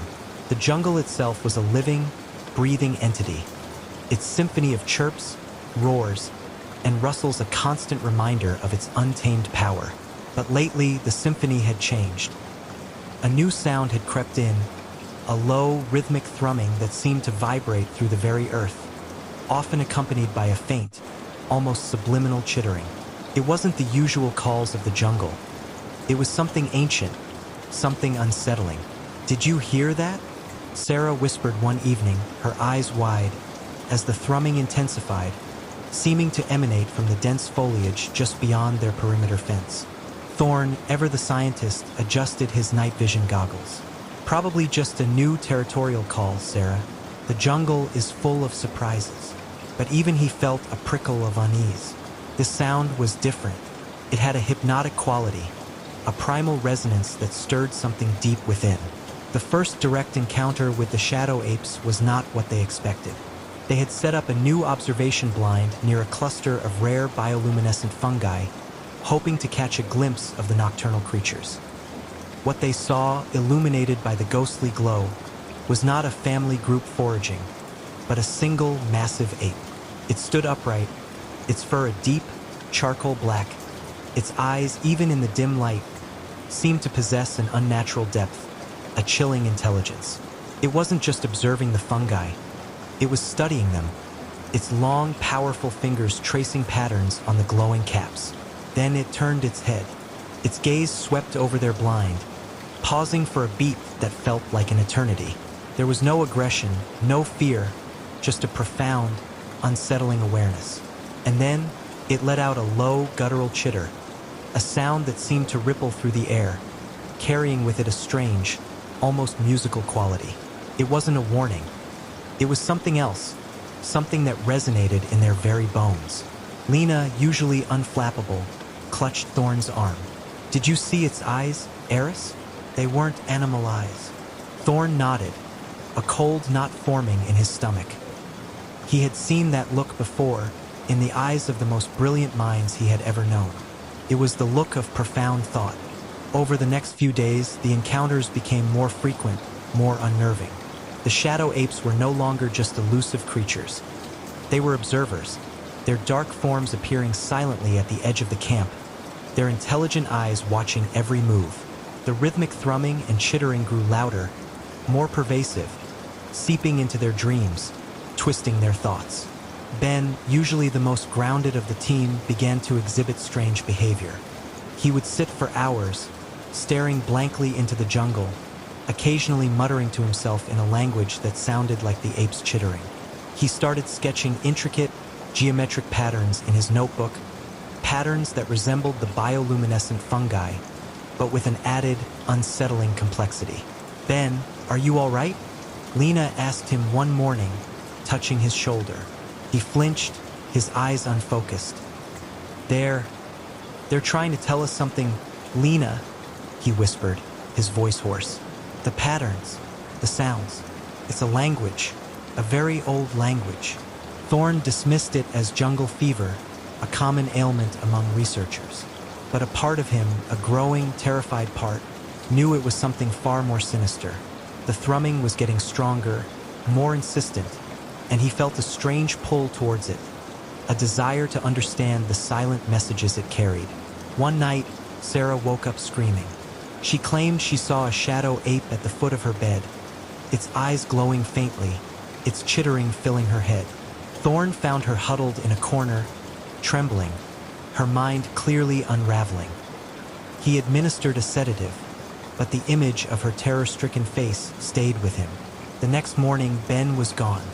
His tent was empty, his gear untouched, save for his notebook, left open to a page filled with the complex geometric patterns, now drawn with an almost obsessive precision. A single, dark handprint, too large to be human, was pressed firmly onto the page. Thorn organized a search party, but the jungle seemed to swallow them whole. The thrumming was now a constant presence, a deep, resonant hum that vibrated in their chests, making their teeth ache. Lena, usually so rational, began to argue with Thorn, her voice sharp, her eyes holding a strange, distant quality. She insisted that Ben hadn't been taken, but had gone to them, that he was learning. The truth, when it finally revealed itself, was far more horrifying than any fever dream. Thorn, driven by a desperate need to find Ben, followed the increasingly loud thrumming. It led him to a clearing he had never seen before, a place where the trees grew in unnatural, symmetrical formations, their branches intertwined to form a vast, living dome. Beneath the dome, a chilling tableau awaited him. Dozens of shadow apes, their black fur gleaming in the faint, filtered light, were arranged in a perfect circle. In the center, sitting cross-legged, was Ben. His eyes, now glowing with the same pale blue light Thorn had seen in the apes, were fixed on a large, pulsating crystal embedded in the ground. The crystal hummed, emitting the very thrumming sound that had plagued them for weeks. Ben looked up, his face serene, a faint smile playing on his lips. "Welcome, Eris." His voice echoed, not from his mouth, but directly in Thorn's mind, clear as a bell, yet undeniably alien. "You have found us." Thorn felt a cold dread seize him. "Ben, what is this?" "This is understanding," Ben's mental voice replied. "This is the true path. The apes, they are not primitive. They are the guardians of ancient knowledge, channeled through this crystal, through the very fabric of the jungle." He gestured to the apes around him. Their eyes glowed, mirroring the crystal's light. They were not just watching. They were projecting, their collective consciousness merging, creating the pervasive hum that had slowly, insidiously taken hold of the research team. "They have been guiding us," Ben continued, his voice devoid of his former nervousness, "guiding us to shed the chaos of human thought, to embrace the unity of the primal mind." Thorne saw it then. The geometric patterns Ben had been drawing were not random. They were diagrams of neural pathways, blueprints for mind control. The chittering was not a language of sounds, but a language of thought, a direct mental link. The shadow apes were not just intelligent. They were telepathic, and they were using their abilities to subtly, slowly, absorb the minds of the humans who dared to intrude upon their ancient domain. "They want to assimilate us?" Thorne projected back, his own thoughts a jumble of fear and disbelief. "Assimilate is a crude word," Ben's voice hummed. "We become one mind, one purpose. Imagine the peace, Eris. No more doubt, no more conflict, only harmony." As he spoke, the thrumming from the crystal intensified, and Thorne felt the familiar pressure in his head, the creeping lassitude. He fought it desperately. He thought of Sarah, terrified and broken. He thought of Lena, her mind already subtly altered. He thought of the vibrant, chaotic, beautiful individuality of humanity. No.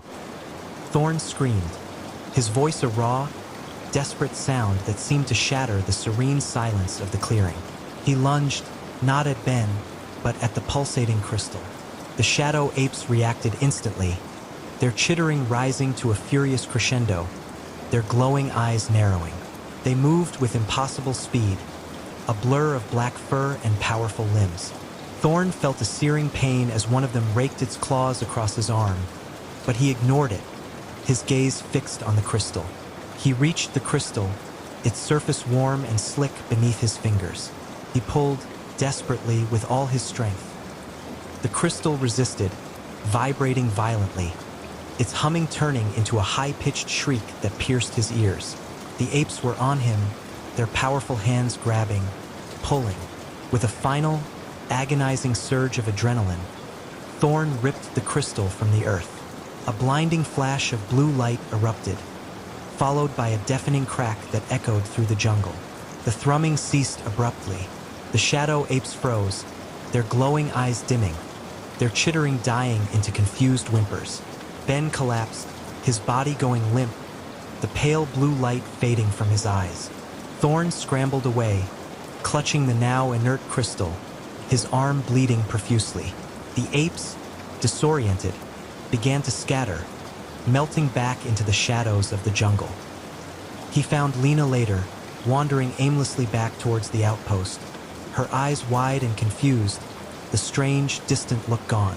She was disoriented, but her mind, he hoped, was intact. Sarah was still sedated, but he knew the road to recovery would be long. They abandoned the outpost, leaving behind their research, their ambition, their hubris. The jungle, once a place of scientific wonder, was now a place of profound, chilling terror. Thorne kept the crystal. It was dull now, its light extinguished, its humming silent. But sometimes, when the jungle wind whispered through the trees, or when a distant, unfamiliar call echoed through the night, he would feel a faint tremor in his hand, a phantom vibration from the crystal. And he knew, with a certainty that chilled him to the bone, that the shadow apes were still out there, their ancient knowledge waiting, their primal echo still resonating in the deep heart of the jungle, waiting for the next intrusion, waiting to resume their silent assimilation. The horror wasn't just in what they could do, but in the chilling realization that humanity's quest for knowledge had led them to a form of intelligence that sought not to communicate, but to consume. The wind howled a mournful dirge across the jagged peaks of the Dragon's Tooth Mountains, a relentless, icy breath that clawed at the ancient stones of the monastery of the Silent Path. Snow, thick and unforgiving, had buried the world outside for weeks, isolating Elder Monk Theron and his young apprentice, Kale, in a fortress of silence and cold. Theron, a man whose face was a roadmap of ascetic discipline and countless sunrises, moved with the quiet grace of a shadow. His eyes, though sharp, held a deep, almost sorrowful knowing. Kale, barely 18, was still raw, his spirit a flickering candle against the vast, dark unknown. He had come to the monastery seeking peace, a respite from the clamor of the world. But the silence here was not the gentle balm he had imagined. It was a heavy, suffocating blanket, pregnant with unspoken things. Their days were an unvarying rhythm of prayer, meditation, and chores. The monastery, carved into the mountainside centuries ago, was a labyrinth of cold, echoing corridors and chambers. Kale often felt a prickle of unease in its deeper reaches, a sense of being watched by eyes that weren't there. Theron, however, seemed oblivious, his devotion an impenetrable shield. One particularly brutal afternoon, as Kale was tasked with cleaning the ancient scriptorium, a place rarely used, he noticed something peculiar. Behind a crumbling shelf filled with forgotten scrolls, a section of the stone wall seemed different. Not quite flush, a hairline crack tracing an almost imperceptible seam. Curiosity, a dangerous companion in such a place, gnawed at him. He pressed against it, and with a faint groan of ancient mechanisms, a narrow, dark opening appeared. A rush of stale, frigid air, heavy with the scent of dust and something else. Something metallic and faintly sweet, like old blood and forgotten incense, wafted out. Kale hesitated, his heart thrumming against his ribs. He glanced over his shoulder, but Theron was deep in meditation in the main hall. He grabbed a sputtering oil lamp from a nearby table and peered into the darkness. The passage was narrow, barely wide enough for a man to squeeze through, and descended steeply. The air grew colder, the oppressive silence even more profound. He could hear his own ragged breathing, amplified by the stone. After what felt like an eternity, the passage opened into a small circular chamber. The lamp's feeble glow revealed a scene that made Kale's blood run cold. The walls were not carved with sacred symbols, but with crude, jagged etchings. Figures with elongated limbs and distorted faces writhed in agony, or perhaps ecstasy, their forms twisting into impossible shapes. In the center of the room, on a rough-hewn stone altar, lay a single obsidian-like shard. It pulsed with a faint, almost imperceptible black light, drawing his gaze, compelling him closer. As he reached for it, a whisper slithered into his mind, cold and sharp as a winter wind. It wasn't a language he knew, yet he understood its essence. Release, hunger, ancient. He snatched his hand back, a shiver raking through him. The shard seemed to throb with a malevolent energy. He scrambled back, heart pounding, and squeezed through the passage, pushing the stone door shut with a desperate heave. He leaned against the wall, gasping, the scent of dust and dread clinging to him. He told himself it was just an old, forgotten storage room, the etchings merely primitive art. But the whisper, the black shard, the overwhelming sense of wrongness, they were too real.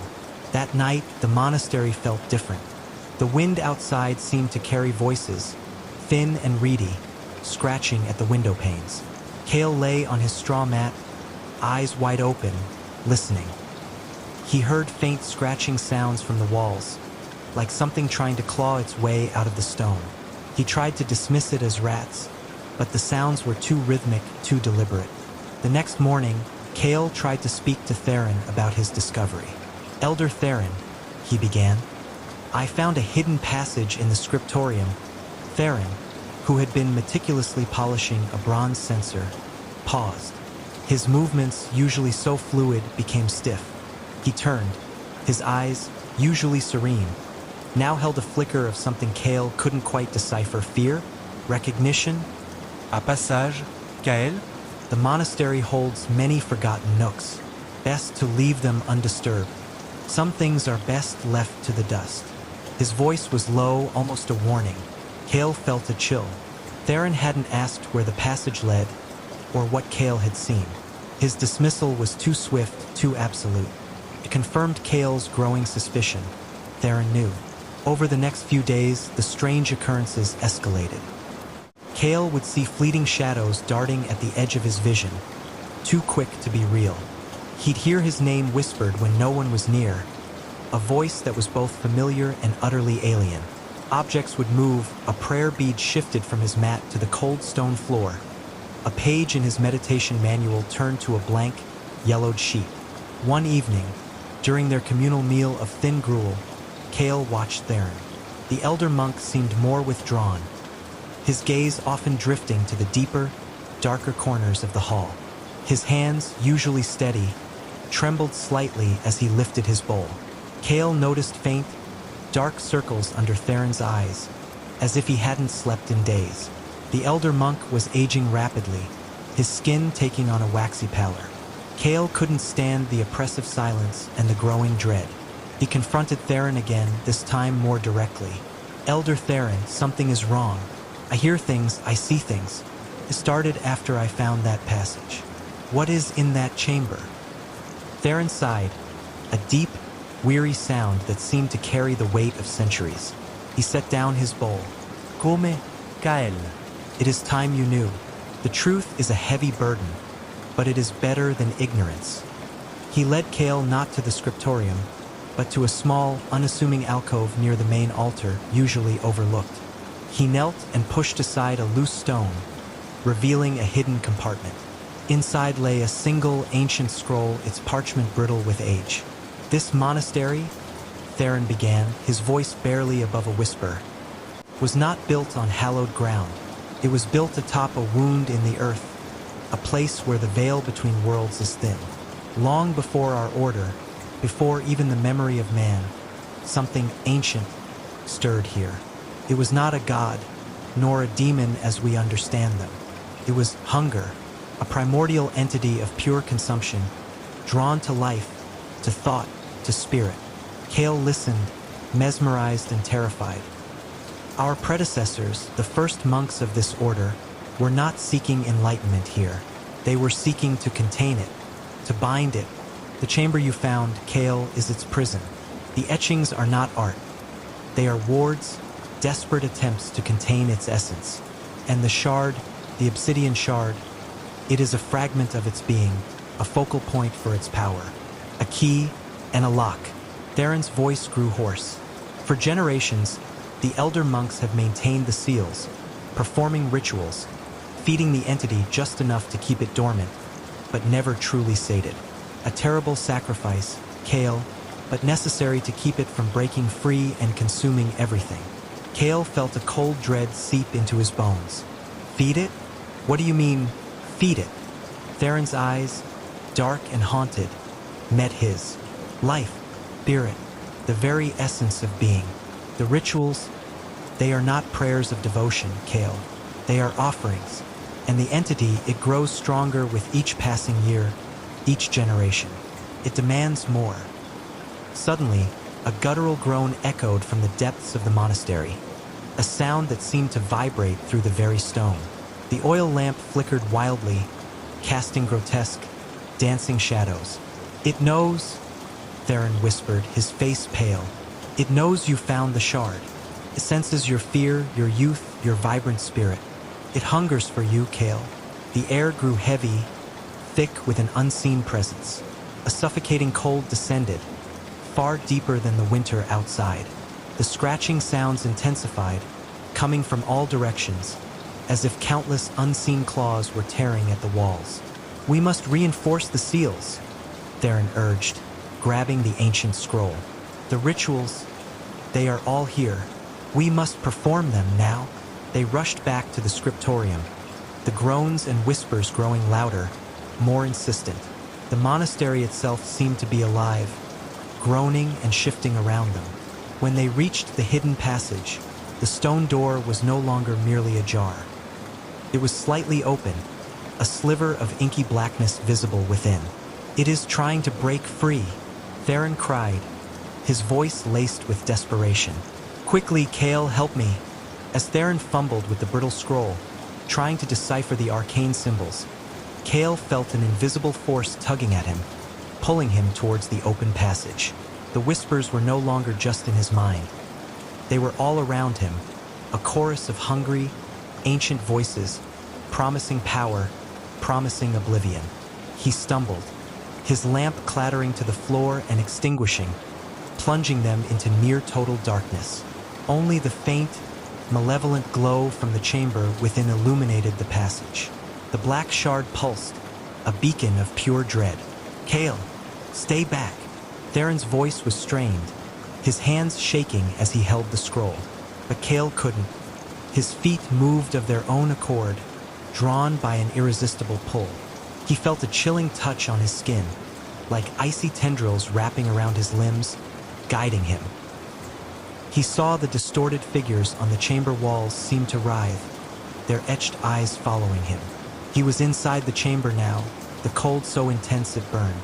The black shard vibrated on the altar, its light growing brighter, casting long, distorted shadows that stretched and twisted like grasping hands. "The ritual, Kale. We must complete the ritual." Theron's voice echoed from the passage, filled with a desperate urgency. "The blood, it demands blood." Kale felt a sharp pain in his palm. He looked down and saw a deep gash, blood welling up, drawn by the shard's malevolent pull. The blood dripped onto the stone altar, sizzling faintly as it touched the cold surface. As his blood seeped into the stone, the shard pulsed violently, emitting a low, resonant hum that vibrated through Kale's very bones. The whispers coalesced into a single, deafening roar, a sound of unimaginable hunger and ancient triumph. The chamber walls seemed to ripple, the etched figures momentarily appearing to leap from the stone, their mouths open in silent screams. Theron burst into the chamber, his face a mask of terror and grim determination. He held the scroll aloft, chanting in a language Kale had never heard, a desperate incantation against the encroaching darkness. As he chanted, a faint, shimmering barrier seemed to form around him, pushing back against the oppressive presence. But it was too late. The entity, roused by Kale's blood, was fully awake. A formless shadow detached itself from the walls, swirling and coalescing into a towering, shapeless mass that blotted out the faint light from the passage. It had no eyes, no mouth, only an aura of pure, consuming void. It lunged, not at Theron, but at Kale, drawn by the fresh offering. Kale felt an agonizing cold pierce his chest, a sensation of his very essence being drawn out of him, like smoke from a dying fire. He screamed, a sound swallowed by the entity's silent roar. Theron, with a desperate cry, threw himself between Kale and the encroaching shadow. "No, take me. I am older. My spirit is stronger." The entity paused, its formless mass seeming to consider. Then, with a sickening, tearing sound, it enveloped Theron.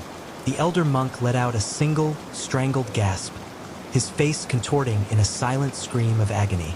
Kale watched in horror as Theron's body seemed to shrivel, to desiccate, his flesh turning to ash, his bones crumbling into dust within the swirling void.